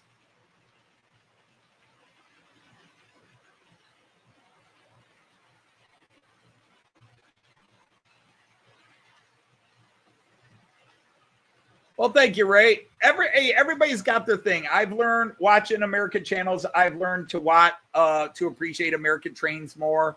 It's just that sadly, I am a passenger train guy, and most American things, and I'm subscribed to a lot of American rail fanning channels because I met a bunch of people over the last few months, and so I subscribe to their channels, and they do rail fanning. They're not so much model railroaders as they are rail fanners, and they put up videos, and you know, it's these gorgeous locomotives and then a bunch of freight cars, you know, whether it's containers or box cars or and so forth, which, you know, it's like nice. You know, I look at the scenery in the background like, wow, you framed that well. That's cool. The locomotives were cool. And, you know, so I watch, give it a thumbs up and give it, hey, cool capture, you know, nice catch. But my heart goes to passenger trains. But I'm learning. I still don't know. Still can't differentiate most of the American locos outside of F7s and F9s, you know. Randall Ellison has tried to educate me on a few, and then if I don't keep studying them, I don't get them. I think I'm pretty familiar with the various forms of the 44, which I think are built by GE. But I know more about British locomotives. I'm more likely to, I know what a Class 20, a Class 25, the Deltix. I know that when somebody says a Deltic locomotive, I know what that is. The ubiquitous 37s. There are some, when somebody says something is a merchant class, my brain's like, wait a minute, what's the merchant class? And so on and so on and so on. But, you know, once I got into model trains, of course, it was German. So I tried to learn the German stuff. But I still don't know. You know, Raymond Legs in here, Evo, they can talk about, you know, German locomotives from 30 years ago. I don't have a frickin' clue. I know some, you know, 216, 215, 16, 17. The old 111s and the 114s and things like that. But otherwise, I'm pretty much modern era, the stuff that's been around the last 20 years since I got into trains.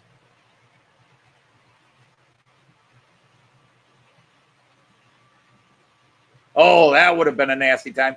When Joyce and I went to Vienna, when Joyce and I were in Vienna in June, they had a heat wave, and we had days that got into the, like 32 to 34 Celsius while we were there. It was hot. It was in the 90s, mid 90s Fahrenheit. Joyce and I would get up early in the morning and do our sightseeing.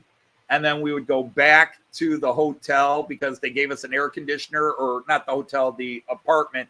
They gave us a room air conditioner, and we would take a nap in the middle of the day. And then when the sun went down, of course, this is June, so the sun doesn't go down till very late. But once the sun wasn't directly overhead, we'd go back out in the twilight, you know, the evening hours, 7, 8 o'clock, and finish our sightseeing.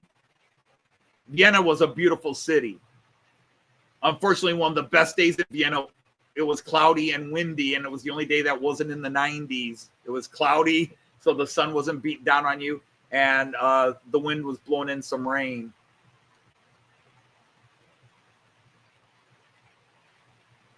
But yeah, they had a nasty heat wave in Europe this year.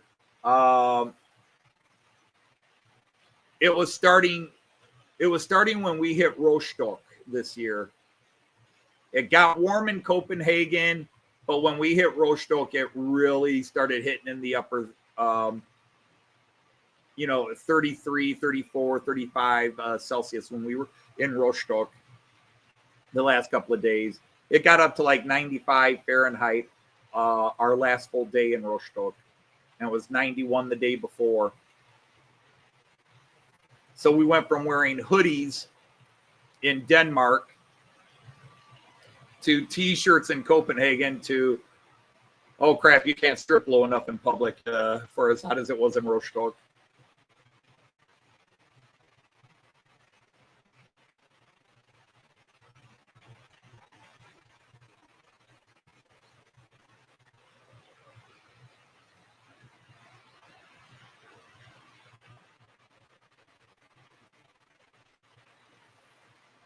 One of your subs is giving Mons a bad comment. Why would somebody give Mons a bad comment? People who give bad comments are just... If you don't like a video, just walk away from it. Don't take the time. It's like, I watched this video and it sucked, and I have to let you know I'm unhappy. No, it's your fault. You didn't need to watch the video. I'm going to wait and see what they do here. Mine does nothing but cool videos. I love watching what they do to repair and repurpose stuff that other people are throwing out, and they get it running and working on their track. Not to mention they've got 6 layouts. All very cool, all very clever and creative things.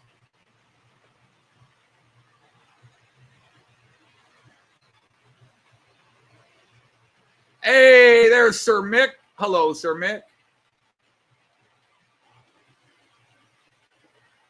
But yeah, I mean, you know, we can all say, and we've talked about so many times, rule 1, and don't let it bother you. But you can get that comment that bothers you, no matter how much, even if you don't publicly admit it, you know, privately, it gets in your craw. Some negative comments are just fun. And normally I take a negative comment as a challenge. Depending on what the negative comment is, I don't mind getting into a battle of wits or, you know, a little bit of a flame war with people, because my arrogance will show, but you're not going to win against me.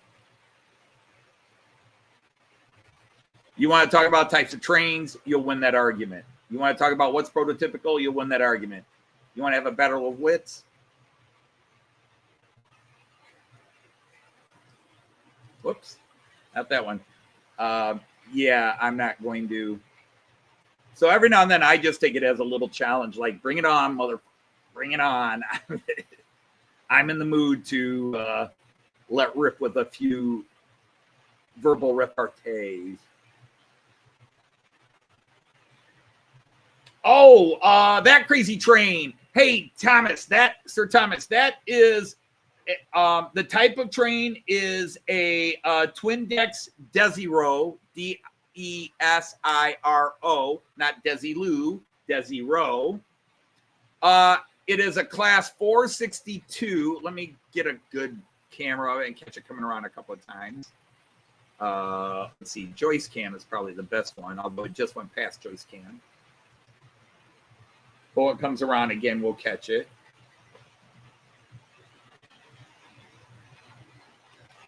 Take about 7 seconds. 6, 5, 4, 3, 2, 1. Pretty damn close. Damn, I'm good at estimating. But that is a private German company called the Rhine-Ruhr Express, or RRX for short. Owned by a larger company called National Express. And Joyce and I rode those this past year when we were in Koblenz and going up to Cologne, as Americans call it, Cologne as we call it. And then on to Aachen, a couple other places we went. They are cool looking trains. They are gorgeous. It's what you can't see, because you can kind of see it. It's a brownish gray. It's a brownish gray and white. And then there's this checker pattern of white and brown where it kind of blends together. They are very cool looking. The model is gorgeous. The trains in real life are pretty cool looking too. And love these. And they're actually nice trains to ride on too.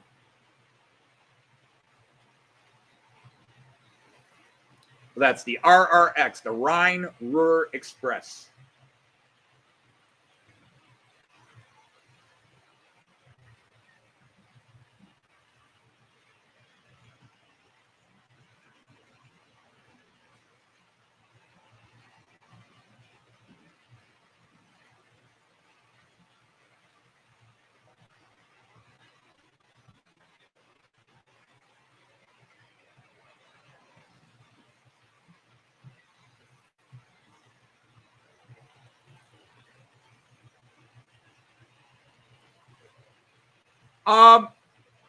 Monsville, I am very sensitive. No, we did not buy any cologne in Cologne. We actually were only in Cologne this year. We've been to Cologne many times, but this time we were only in the train station. We were transferring trains at Cologne Hauptbahnhof and then at Cologne Zuid. See, it feels weird to say Cologne. It's Köln. It's Köln.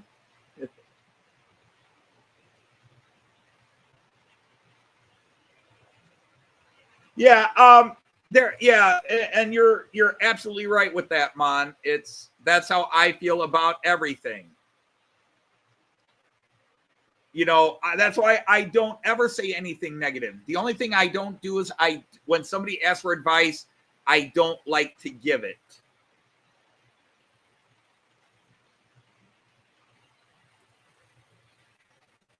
Because that person's putting in the effort, doing the best they can, and it's not our job to tell them they suck. But again, going back to what we were talking about at the start of the live stream, there are just people in the world that they get a kick out of it. And they either just like to be mean or in their head they think they're being helpful. But they're not. You know, there are some things I do where like when I do a parody song and I sing it. I know my singing sucks. So coming out and saying my singing sucks doesn't bother me because I've heard myself sing more than anybody else ever has. It doesn't stop me from singing, but I realize how bad my voice is. Unless I do one of my joke voices like Rusty Twanger, and then it sounds bad, but it's funny bad. Although I will say I did a decent job singing the Van Halen. No, not Van Halen. The Judas Priest song I did. I did a pretty good growl with that one. I was pleased with that. I didn't hate my voice.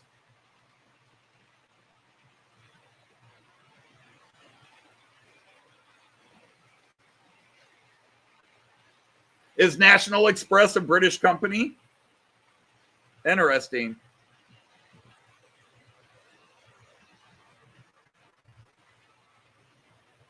But they are just gorgeous models. I just absolutely love them. I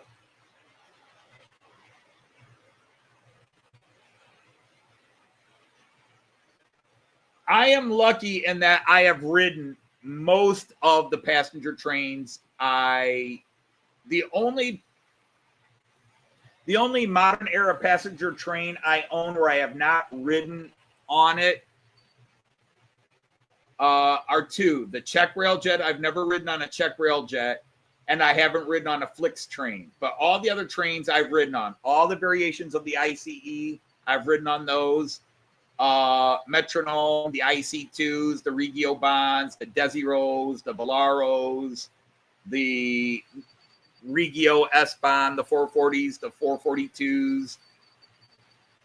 Yeah, I've ridden on pretty much every modern era train that I have a model of. I've ridden on. The only one I haven't ridden on, again, is the Flix train and the Czech Railjet. But I've been on the Austrian IC, the German IC. I've been on a Czech IC.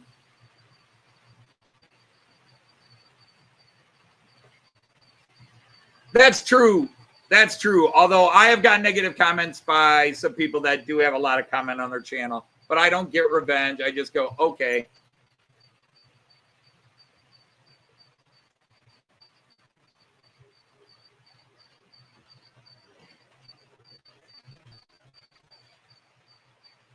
Who's got the squeaky wheel all of a sudden? Oh, that's who. Oh, we have a Duchess of Sutherland.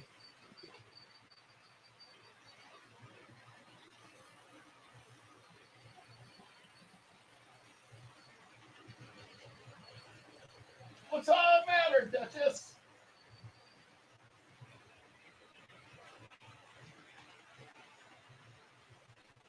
Huh.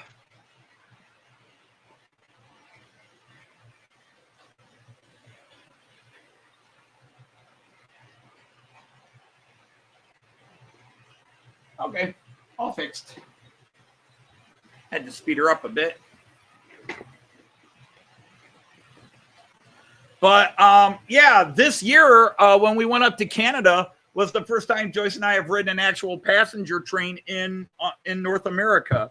It was a heritage train, you know, but it's the first time we'd been on an actual train. Now we've ridden those, you know, lower scale, you know, half-size trains, little, like what they have at the zoo, where it's almost like a narrow gauge with the open air wagons, you know, that they take you to shunt you back and forth by train somewhere, but not a full-size train. So when we were in Canada, that was the first time Joyce and I had ever been on an American train. I'm sorry, a North American train. Let's get it right. A North American train. It was a heritage one. Yeah, we all know rule one. Your layout is your layout. We talk about this all the time. You know, it comes up at least once every 2-3 live streams here. Rule one. Everybody knows rule one. But then there are people, they don't care what the rules are. Their goal is they either think they're helping or they just, their ego, you know, we often say they're jealous. No, a lot of the people that are the most negative are the ones that they've probably got a museum quality layout built in their house and they just want to tell you you suck because their ego needs to do it. And then you just get the trolls. You just get the people that like to go in and try to stir up the muck and see if they can get something going. So when somebody if somebody insults my singing, it doesn't bother me because I know I suck. Now, I'm doing all that work trying to put a video together and make people laugh when I do one of my parody songs. But I get very mad if people criticize Joyce because I know there are some songs that maybe aren't her best key. But Joyce is doing her best. And I think she has a nice voice, but she definitely has a range. And sometimes I already feel guilty because I'm asking her to sing something that she will say it's not in her range, but she does it for me because she knows I can't do it. And so she'll do it. And so she puts herself out there even more, where actually she can sing and does a brilliant job with a lot of songs. But yes, there are songs where she listens to herself singing and goes, oh, I sound terrible in that video. And I'm like, no, you sound good. But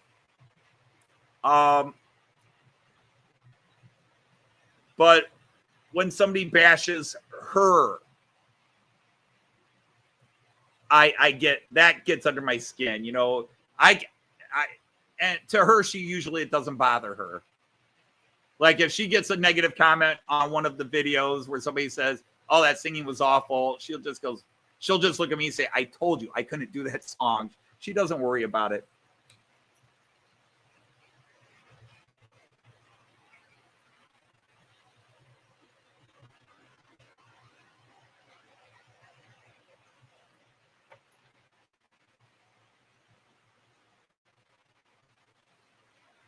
Well, you know, everybody wants encouragement, Thomas. Everybody wants encouragement.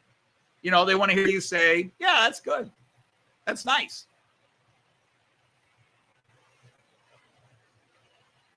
So even if we're like me, I'm a rule one person, but I never ask anybody what they think of my layout. People volunteer that information, but I'll say, I'm happy with this. I like how this turned out. I'm not happy with that.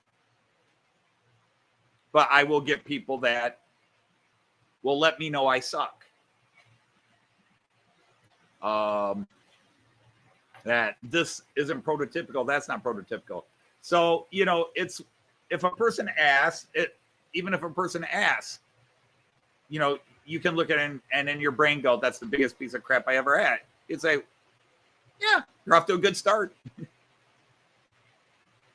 We don't have to be brutally honest.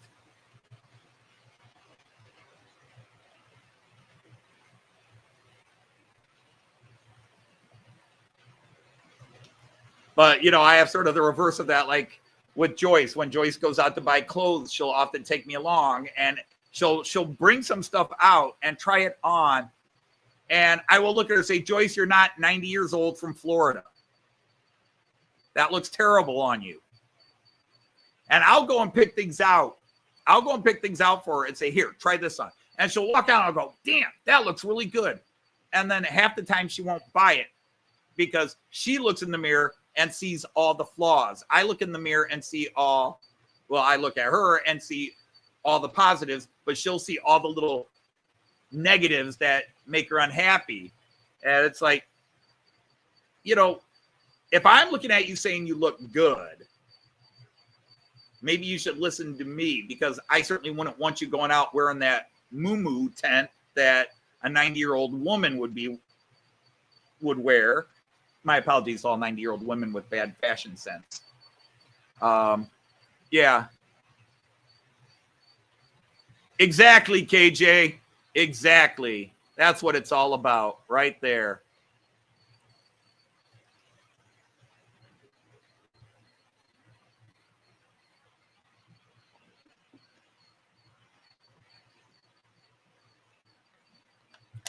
Well, Thomas, yeah, I mean, wording can be bad, but there are just some people that, you know, the problem is when you start talking about, it's like rivet counters. I know people who will talk about rivet counters and go, oh, I can't stand rivet counters. And I watch their videos and I go, you're a rivet counter.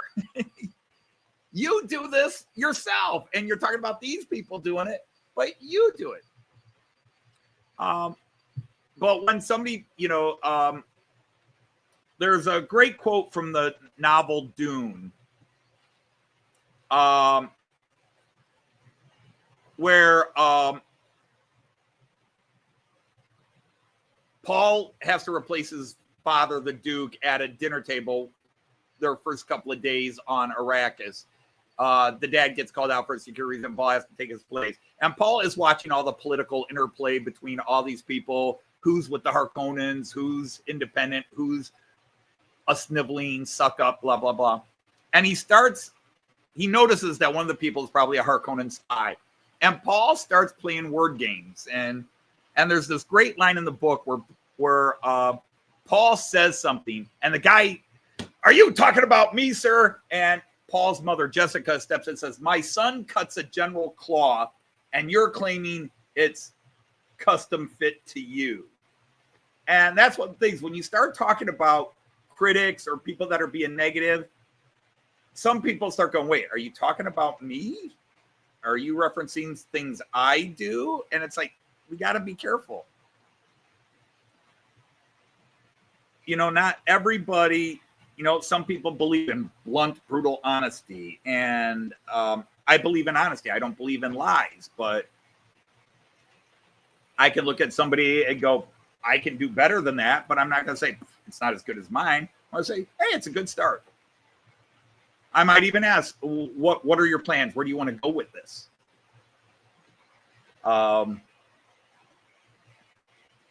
But yeah, unsolicited advice is never welcomed, at least in my world. I have a suggestion. So do I. What's your suggestion before I give you my suggestion?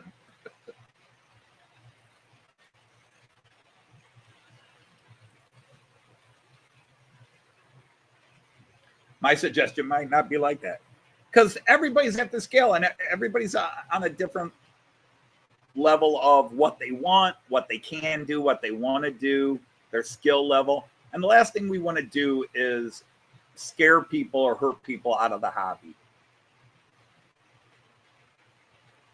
The hypercriticals, the know-it-alls,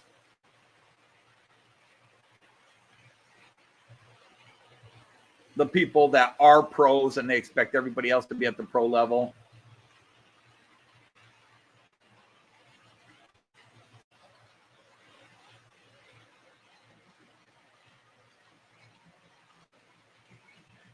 Yeah, that is a false flag. That is a Märklin Logo train, and every couple of years they release a new locomotive and a new type of freight car. There's a couple of freight cars I don't have that I want. For example, they do make these tarpaulin cover wagons in the Märklin And I would love about 3 or 4 of those.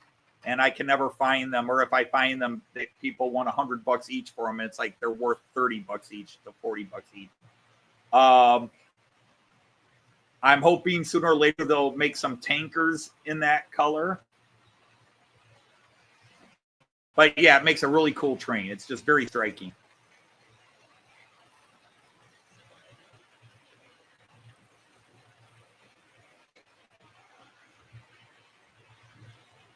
Yeah, and I have friendly arguments with friends, Chris, because I play with my trains. There are people that I run my trains, and I like to tease and say, "Well, I play with my trains." Well, I run my trains. Okay, you run your trains. And every now and then, just to be cheeky, I'll tease them like, "Are you going to go play with your trains?" No, I'm going to go run my trains. And there's at least 3 people in here right now that are thinking, is he talking about me? And in this case, yeah, maybe. Because it's all in love and fun, you know. But yeah, I play with trains. I don't run trains. I play with trains.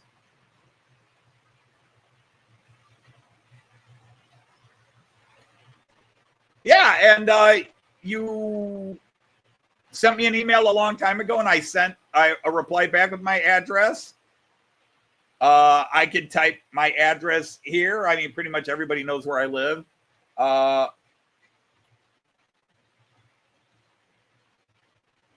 My address is, I'll give you the shortest address you can reach me at. Whoops. What did I just do, Anthony? I just somehow changed camera. I hit a key and changed camera. Was habe ich gemacht? Was habe ich getan? Blimey. Okay, so.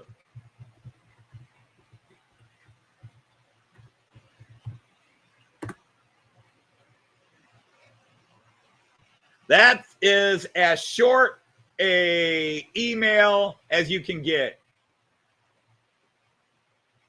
That's my shortest email. Yes, I did, man. I never said anything, but I noticed they were gone. But I wasn't gonna say anything.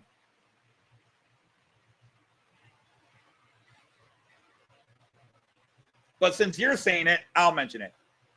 Hello, Sir Dan. Welcome in from Dan's Model Railway. Yes.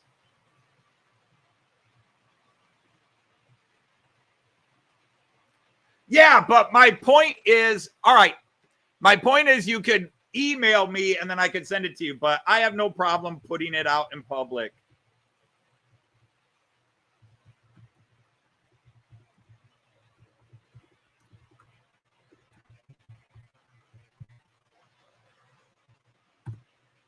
Kerfuffle.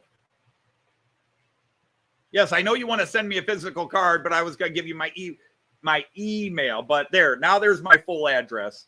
So everybody can write me now or apply for a credit card now.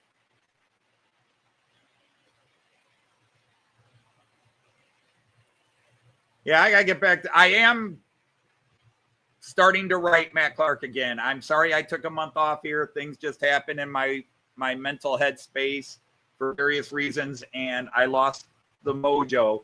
This is why I normally don't. Like I said, when I started the series, I had about 7-8 scenes written, and then I did the first 3 scenes, and then all of a sudden I came up with something I wanted to incorporate it, so I had to rewrite some scenes, and then I realized, so I got 2 more scenes done and was plotting out, kind of hit a wall where I was like, wait a minute, how am I going to solve this problem? And then things happened off camera, and it just it sent me into a spiral. I have just been in bad headspace for about 5-6 weeks. I'm coming out of it. I clearly am coming out of it, but I have been struggling with my mental health for a while. Of course, fighting with my internet the last 2 weeks isn't helping, but at least the damn trains are running nicely. Unfortunately, you're not necessarily seeing that because the camera keeps freezing up every 30 seconds. Hello, Andre. And I'm just one of these people. I try to be open about talking about mental health because I think more people need to be open talking about it. So folks realize, A, it's more common than you think it is. It's not something, well, we all have problems. Yes, everybody has problems, but some people like me have certain problems that we process things worse than the ordinary person.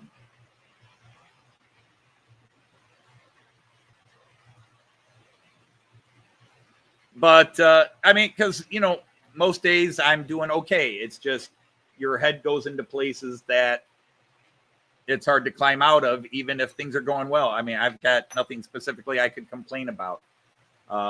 Just unfortunately, there are things that have been going on. Some are health related, some are just social related. And I've been struggling. And to the point where for the last several weeks, I get to Friday morning, it's like, I don't want to live stream. I don't want to do a live stream. And I was talking about this last week, I think, where I was like, I don't want to live stream. But I know if I live stream, I will have a good time. But if I have a live stream and I start fighting all the gremlins, there is that part of my brain's like, why the hell am I doing this? I should have just canceled, but I like having the streak going. I like the fact that I am now on 296 straight episodes without missing a live stream. But, and when you're one of those troughs, criticisms can get to you. But I talk offline with a few of you, friends of this channel, that offline we call it a mental health session. We just talk to each other about, because we admit we have manic depression or bipolar or schizophrenia or whatever you want to call it, blah blah blah, and we talk to each other. Yeah, the thing is, people,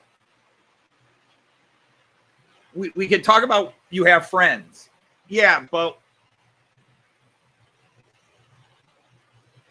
one of the things that manic depression does is it prevents you from thinking. Sometimes a friend can't help. The friend can't get in your head. They could tell you 1,000 dad jokes and make you laugh temporarily, but as soon as the dad jokes are done, your brain starts going, see, told you that was a waste of time. It's weird. You can't explain it unless you have it. Because people go, well, why are you depressed? What do you got to be depressed about? And it becomes competitive. Like, what are you depressed about? Look what you got. Why are you depressed? Manic depression doesn't care about what possessions you have, how good a family you have, or anything else. There is something wired wrong in the brain, or it's been conditioned wrong in the brain. And when you go into a negative spiral, I fortunately recognize the spirals, and I know how to self-medicate without medication. I know how to treat myself. I know how to force myself to do things I don't want to do, to get myself and accomplish some things, so that the negativity inside doesn't gain the upper hand. But sometimes it's a fight.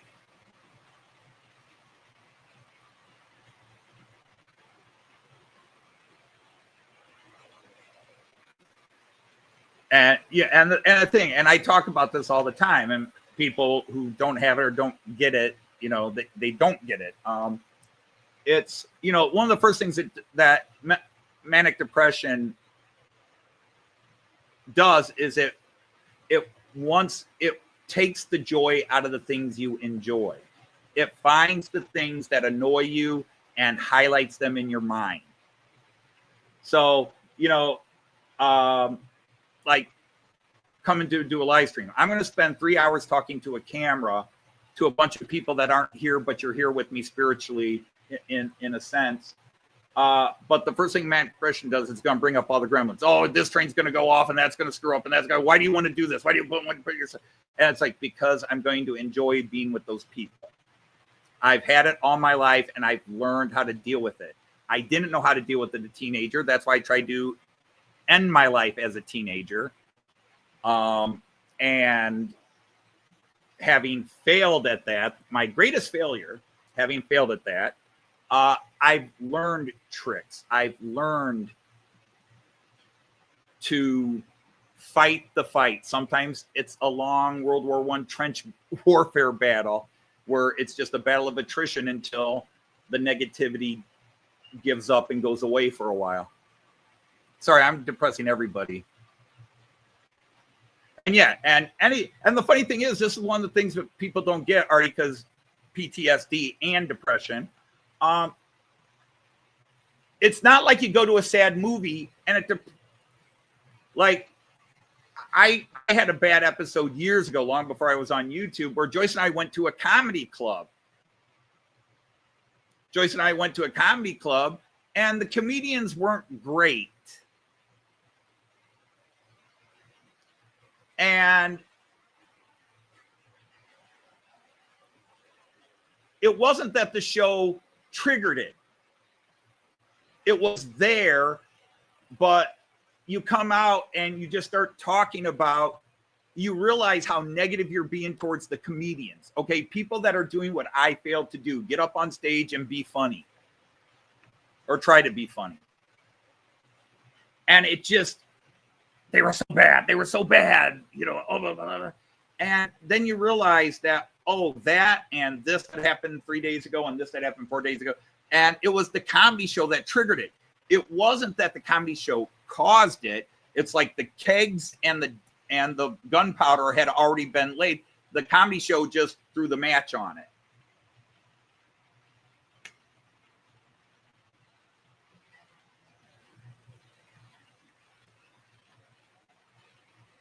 Yes, we were talking about that. We mentioned it earlier. Yeah, New Junction got hacked.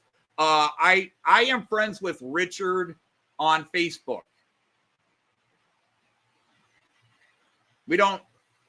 I think we exchange a text message or something maybe once a year now. But back at COVID, we talked quite a bit more. But he's obviously life. I think he's up to 2 kids now. He's had 4 new jobs since we used to talk.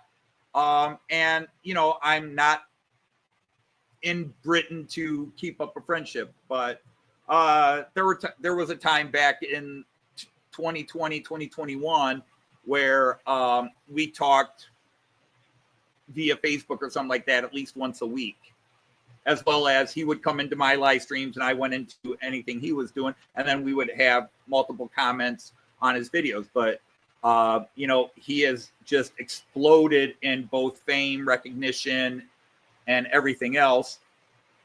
And there was a time where he and Dave Jones were everywhere. And Dave Jones has kind of moved out of the model train hobby. He was doing the 7 1/4 inch scale. And I don't know if he's still doing that, but his kids are growing up. They've got shows and things. And, you know, you hit that age. And where in 2019, 2020, 2021, all those guys were everywhere on the internet. Now life and children and everything happens. And you just don't talk to them like you used to. The people I talk to most, I exchange emails with a couple of people in here where it's, you know, at least a couple emails a month. I talk to Jean Ricard several times a week.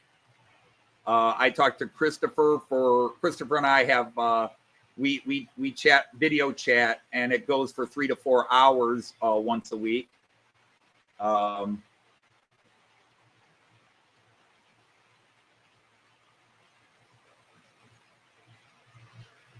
Well, welcome in. Yeah, although our lads are not playing well lately, I am very frustrated with what's going on. The back line is awful. The back line's been bad for 10 years. You got Virgil van Dijk and then 2 clowns that can't do their jobs. I don't know why they can't seem to find 2 other defenders. Now, they did win the league title last year, finally, again, in Arn's first year. But, yeah, this little 3-game losing streak. They were playing bad before the 3-game losing streak. But Yeah, I love my Reds. I've been a fan of the Reds since I can remember. Let's make you a knight of the round boy table.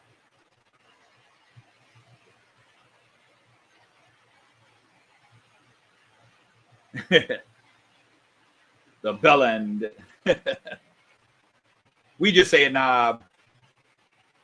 Wait. You're a season ticket holder? You're a season ticket holder? You have to adopt me. The one dream in life is someday I'll make it to a Liverpool game. I will get into my retirement fund, because I am retired.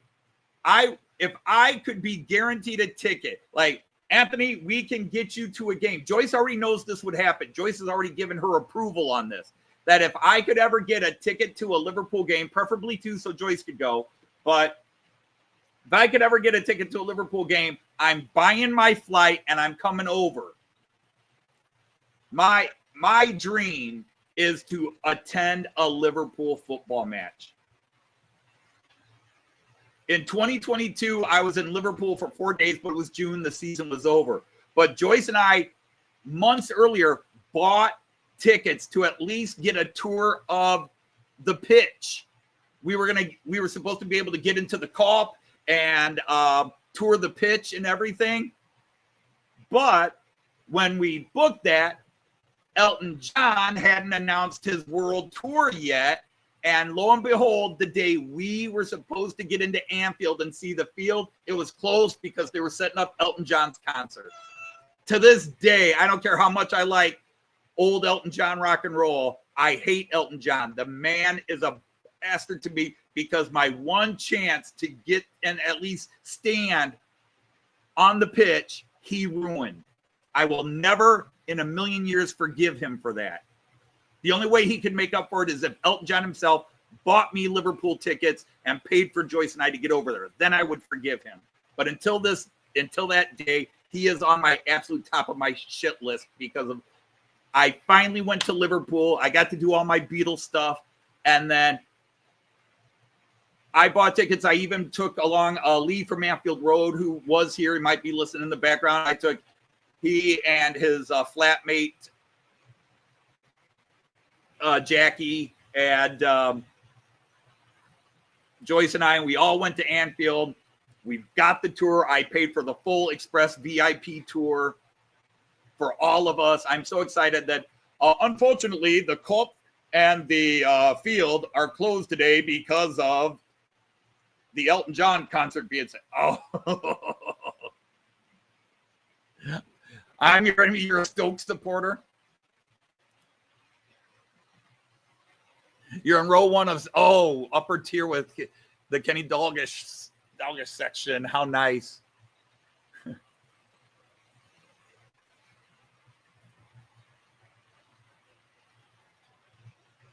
You might have to reboot it. Every now and then you'll have to reset your settings because right now mine says I'm in 480p. But yeah, just go reboot your stream and you'll come back to 1080. Yes, that's right. You never. And there's another Liverpool. Joyce is not going to be here today. Joyce is going out to dinner with some colleagues from work, and then they're going to a show together, which I'm mildly upset about because Joyce didn't even think to invite me because she figured I wouldn't want to go. It's a comedy troupe of former teachers, and they call themselves bored teachers. But what they do is they sit up and they talk about issues in education, and they do comedy and jokes and stuff about it. And Joyce thought, because when I was a teacher, Joyce wants to come home and talk about her day. And when I come home, I want to forget about my day, which worked out because Joyce could talk and I didn't talk about my day. So Joyce didn't even think to invite me. She's like, oh, it's just some of us from her school we're going. And then somebody else and their spouse who's also a teacher is going like, you could have asked me and allowed me to say no. I might have said, oh, it sounds interesting. Let's go. She dumped me.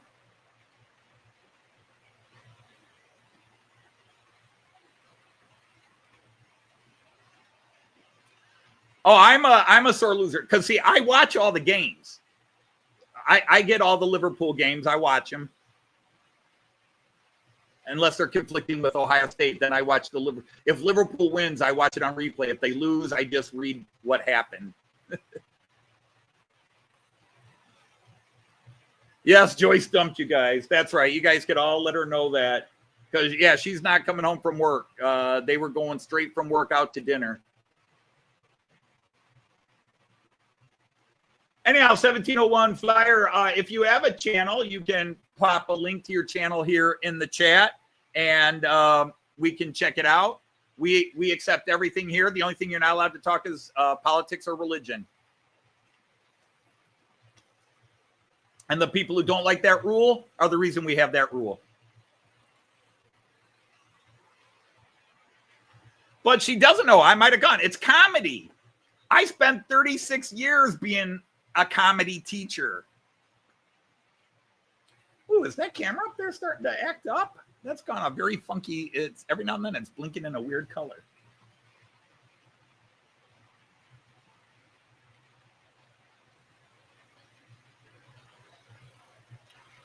All right, did Monsville say they were taking off? Yeah, get on with your day and have breakfast.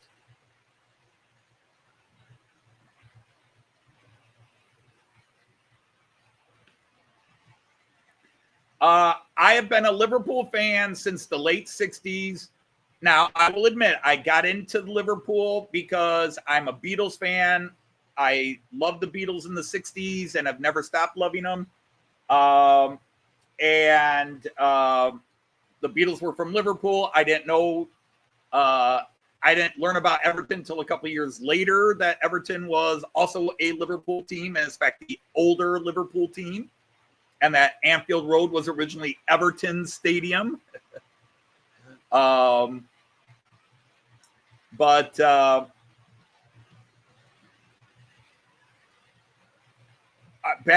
in those days, our local newspaper carried the British leagues. You know, it wasn't the Premier League back then. They just called it British Soccer, and we would get the scores and the headings. And of course, back then,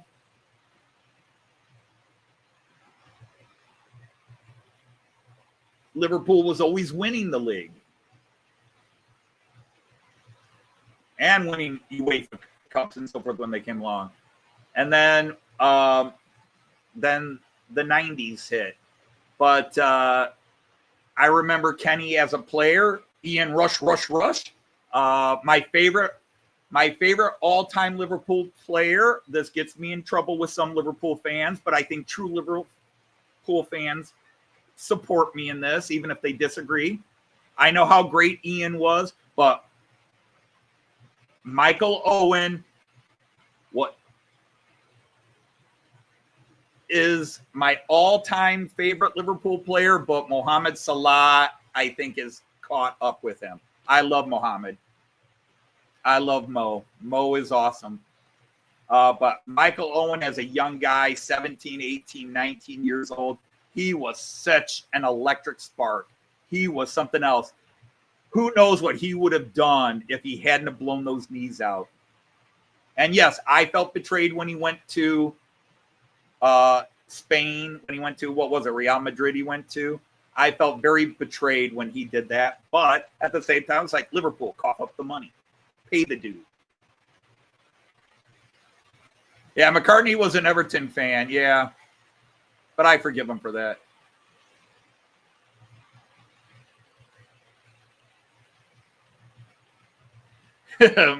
Well, yeah, she would have been here about 20 minutes ago normally. Yep, you had Danish guys. Daniel Agger was a favorite of mine in his time there, a solid player. Of course, you had Dirk Kuyt as well, who wasn't Danish, he was Dutch, but just thinking guys from that part of the world. But Mohamed Salah, Michael Owen, Robbie Fowler. But yeah, Robbie Fowler was great. But Michael Owen as a young man, he just was such a jolt of electricity. He was just so amazing as a young player.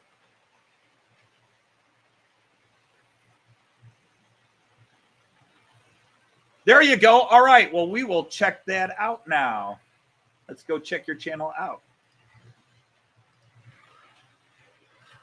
Uh-oh. Who derailed over there? Whoa, really derailed. Okay. What happened here, kids? There will be a brief timeout while I see what happened here. Hey, you, what's going on, fella? You just catch a bump the wrong way? Did your okay.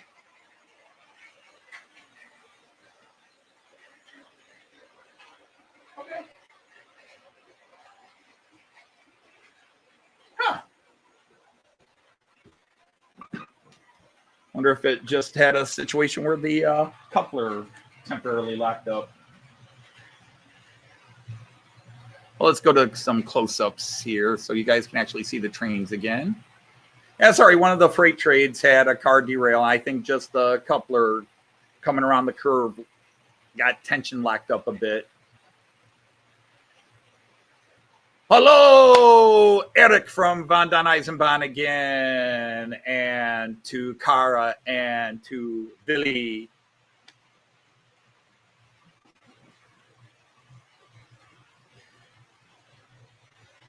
Yes, Kyan was very excited when he heard people wanted to see him.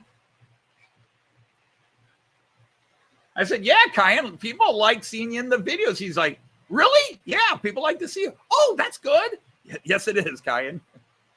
And I think that was the problem. Kyan heard that people liked seeing him. And so in the video that went up today with Kyan, he decided he wanted to put on a show and not a good show. I'm going to keep stealing these figures. I'm going to roll my hand in front of the camera. People are watching me? Cool. Watch how silly I can be.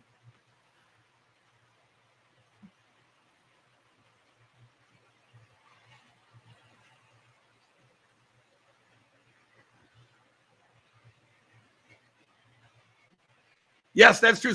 See, that's why the rivalry in the United States, in sports, they talk about a lot of rivalries. For example, Cleveland and Pittsburgh in sports hate each other for that exact same reason that you just listed. They were industrial, Rust Belt cities, mining cities, ore foundry production cities, and they were in economic competition with each other. And they're very close to each other the way Manchester and Liverpool are. So there's that. And then there's Boston, New York, because it's two big conglomerate American metropolises that like to dominate American culture and media and blah, blah, blah. And then there's the West Coast, East Coast bias, New York, LA. There's those rivalries. But the greatest rivalry of all is the rivalry between Ohio State and Michigan. Now, anybody that's not a fan of Ohio State or Michigan says it's just another rivalry. But it is bigger, and the hatred and the intensity of the rivalry is bigger than Alabama, Auburn, or Alabama, Tennessee, or Texas, Oklahoma. And Missouri and Kansas could have a similar rivalry, but they don't. But it's because Ohio State and Michigan, actually, the two states actually went to war against each other in the 1830s. It was the first American Civil War. It lasted a couple of months. And depending on whose version of the history you get, one person died or nobody died. But the two states were in a state of war over the city of Toledo, and it's called the Toledo War. Because Ohio had become a state and Michigan was still just a territory. And when the original territory lines were drawn, the area that was Toledo was kind of cut in half to Michigan, half to Ohio. But when Ohio became a state, they just kind of redrew the map and gave them all of Toledo.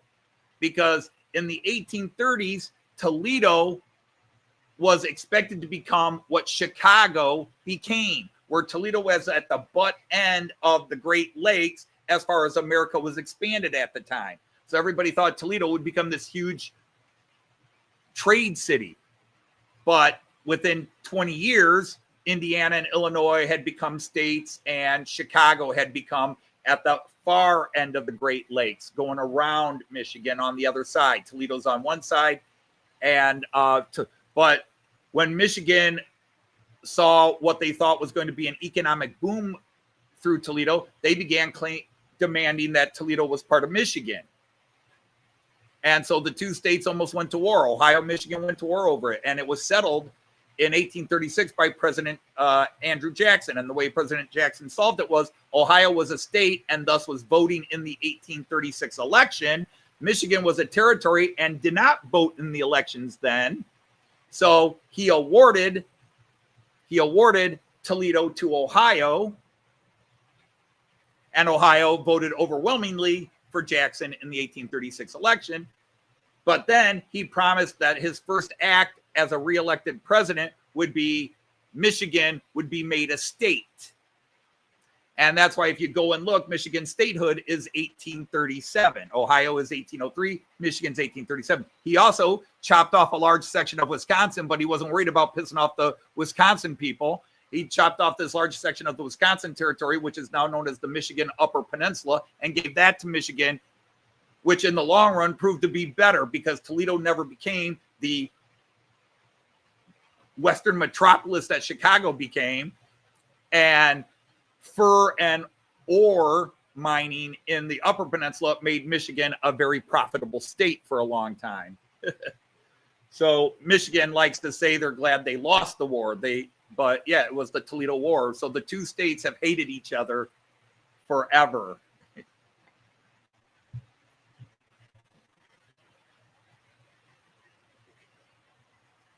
Oh God, here we go. Everybody's going to start doing, funny thing is the guy singing that song, Steve Perry, his girlfriend before the Sherry, before that, Oh Sherry that he wrote the song about was from Toledo. He met her while doing a concert in Toledo.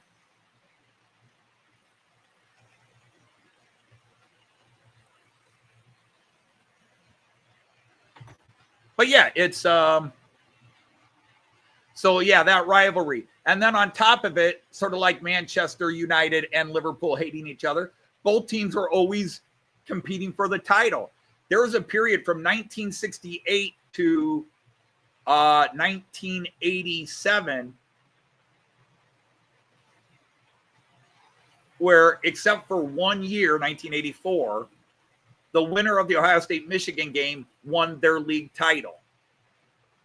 It was always the last game of the season, and whoever won that game won the league. They dominated this league called the Big Ten, which is now 18 teams. But back then it was 10 teams, the Big Ten. But it was always Ohio State or Michigan were going to win it. And the hatred between the two is very strong. And Ohio State had a 4-game losing streak against Michigan, which ended last Saturday. We finally beat them again.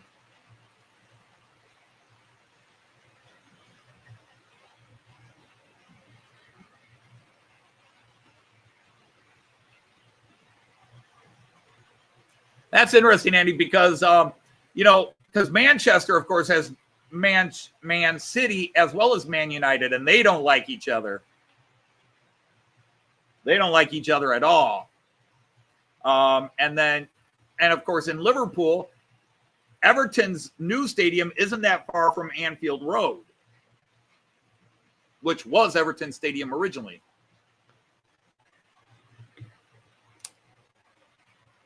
Hey, Darren. Toledo must be a romantic place. Well, I was born and raised in Toledo, and I've got Toledo history. I've got Ohio history crammed in my ears and everywhere else because my grandfather was an Ohio historian, and I have traveled the state inside out. My family, the Dodges, if you go and look at the original 88 settlers that came to Ohio in 1787, Marietta, Ohio. My great-great-great-grandfather and his brother are part of that group, the Ohio Company. That Marietta, Ohio is the first American city. It was the first city founded after we won our independence from England. It was the first American city. It was the first American city west of the Appalachians. And it was the first American city. And it was founded by a group of 88 men and their families who got a charter from President Washington. And they were called the Ohio Company. And it was the beginning of the state of Ohio. And they founded a little town called Marietta. And if you go to Marietta, Ohio, you'll see there's a couple of museums there, and you'll see the history of the company. But the one thing is, one of their prized possessions is they have the millstone from the Dodge family mill, and it's got my great grandfather's name carved on it, John C. Dodge.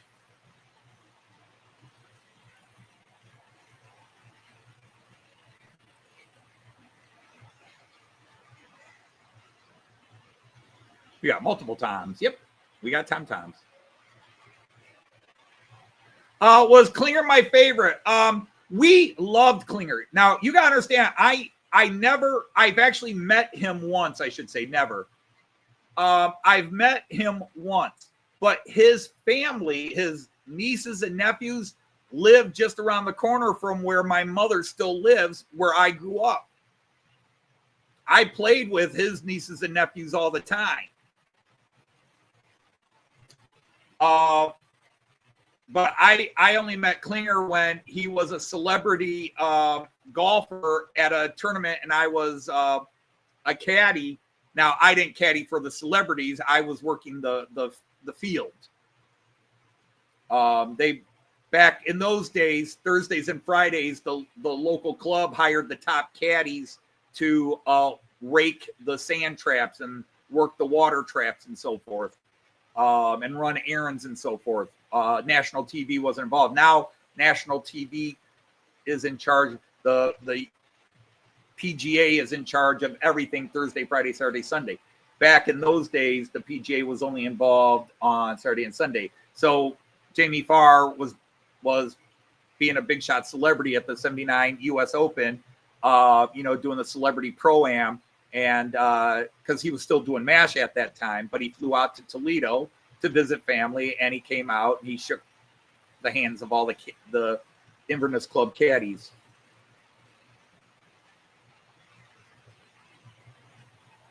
So we just loved him. We loved him because he put Toledo into the conscious. And through the late 70s, early 80s, Toledo had a small boom in tourism, but then people found out there wasn't really anything now our zoo in Toledo is gorgeous, and we have an absolutely high-end art museum here. We've got, for the size of Toledo, we got a absolutely top level art museum. It's highly rated in this country. It is an excellent art museum with a heavy emphasis on French Impressionism. We've got Seurat, we got Merlin, we got Van Gogh, and so on and so on. We got a lot of Impressionism, but mostly French Impressionism. We just have, but the Toledo area has a lot of history to it. The battle that was fought in 1794. That forced the Native Americans to give up the Ohio Territory was fought just outside of Toledo, a battle called the Battle of Fallen Timbers, with a famous American historical figure that nobody knows about anymore called General Mad Anthony Wayne. He was known as Mad because he was a colonel under George Washington, and George Washington sent him into the South. And he came up with this novel idea of doing a night attack. And they said, you're mad for doing it. But he did it, and they won the battle. And it was a big victory that the colonists needed, and blah, blah, blah. And he became famous for being sort of a Rommel. He was a blitzkrieg type leader, attack and ask questions later. And after 3 other generals got their asses kicked here in the Ohio territories, Anthony Wayne came out and said, all right, there's a way we're going to fight this war, and this is the way we're going to do it, and he won it, with the big battle being here at a place called Fallen Timbers. And that was 1794. But, and then, of course, Toledo, Ohio is the home of the famous American vehicle Jeep. Now, actually, Willys Jeep started in Pennsylvania and then moved to Toledo when it was Willys, but they moved it to Toledo. And so we're famous for that famous World War II vehicle, the Jeep, and it's still around, the Jeep Grand Wagoneer and all that. They're still here. Champion Sparkplug was originally founded and had its headquarters and main factory here. My mom worked at Champion. And then they closed down shop and moved to Arkansas, and I think now they're in Mexico. It's Friday, then Saturday, Sunday, what?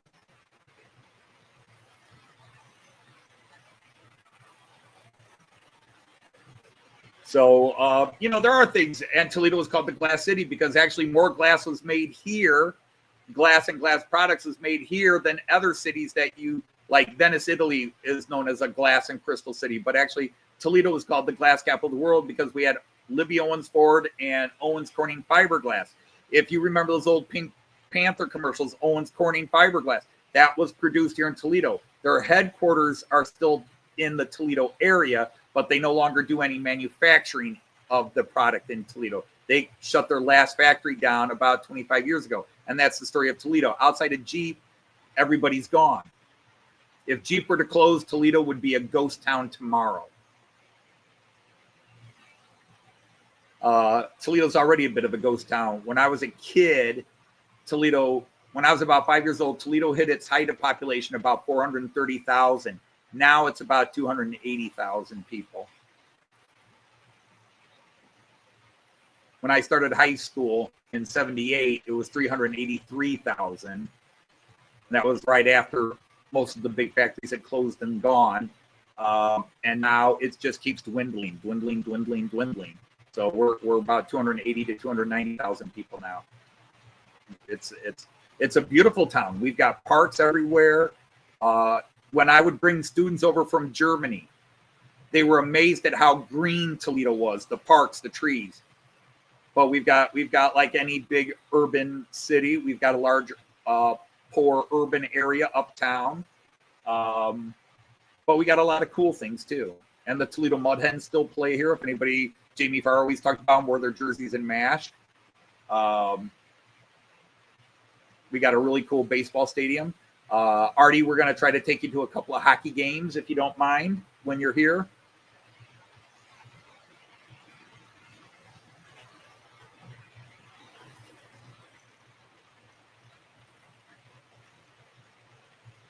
Oh, you guys were at minus 11. We were at 8 Fahrenheit, so I don't know. I can go upwards from 0, but I struggle going downwards from Fahrenheit to Celsius. So we were at 8 Fahrenheit last night, but now we're at now we're probably about minus 4 Celsius right now. Sadly, not girls hockey. We don't have a girls hockey team, but we do have the Toledo Walleye, which were the Toledo Storm, which were the Toledo Gold Diggers, which were the Toledo Hornets, which were the Toledo Blades, which were the Toledo Mercuries. They've gone through some names over the last 60 years, but they've been the Walleye for a few years now. Walleyes might be the longest lasting name now. But it's minor league hockey, which is better than the NHL, in my opinion. And I haven't been to a hockey game in about 10 years. I remember taking some of the German students to a hockey game one year. 8 Fahrenheit is about minus 12, minus 14 Celsius. Yeah, probably in there. Yeah, I do metric because I taught in metric and I do metric all the time. But for some reason, when it comes to temperatures, I struggle once I get past about minus, or once I get to about 25 Fahrenheit, I start losing what it converts to.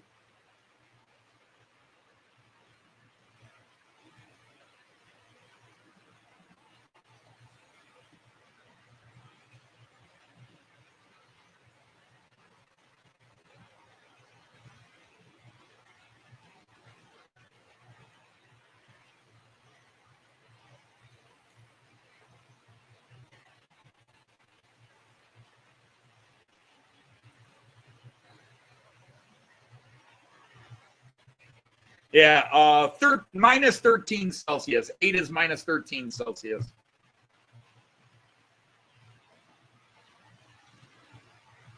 Your low last night was minus, so yeah, that's what our low was last night, minus 13 Celsius.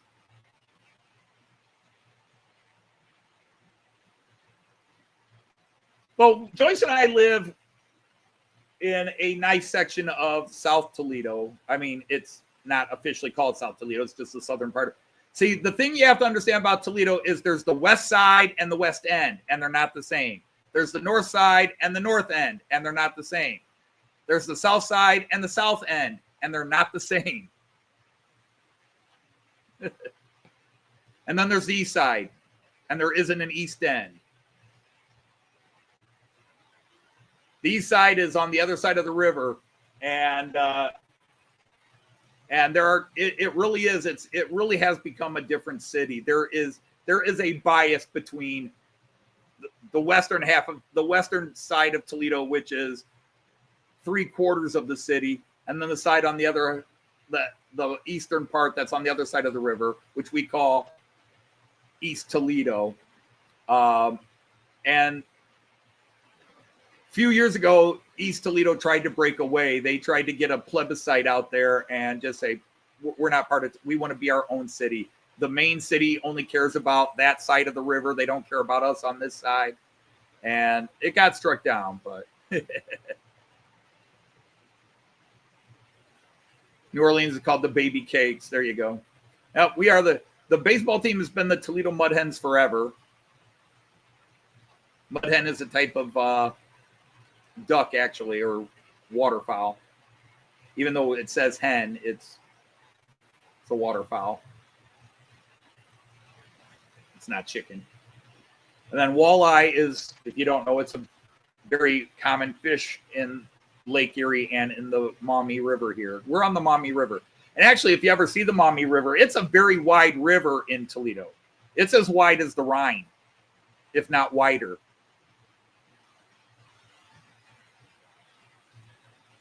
It is a very wide river, but relatively shallow.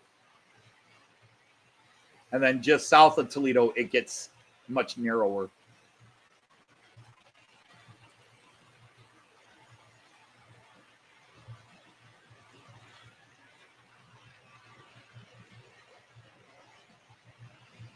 Oh, you got a bushfire in your area already. Ugh, not cool.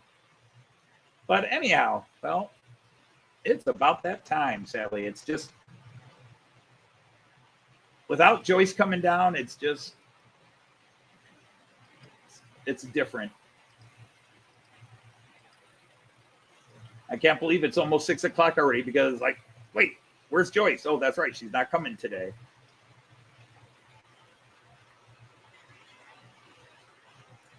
Now, if you're new here, first time in the live stream today, and you're wondering who Joyce is my wife, who usually comes down about 5 o'clock when she gets home from work, but she's not joining the live stream today because of she is doing something after work with some colleagues.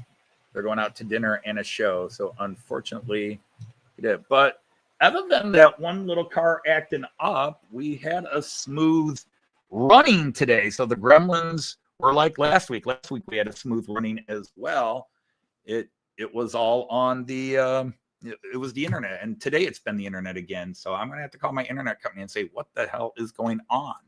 I start uploading. I'm supposed to have 20 up, and it's crashing. That's why we left you 2 years ago, and now we've come back because the other company was worse. And yeah. Nope, Joyce.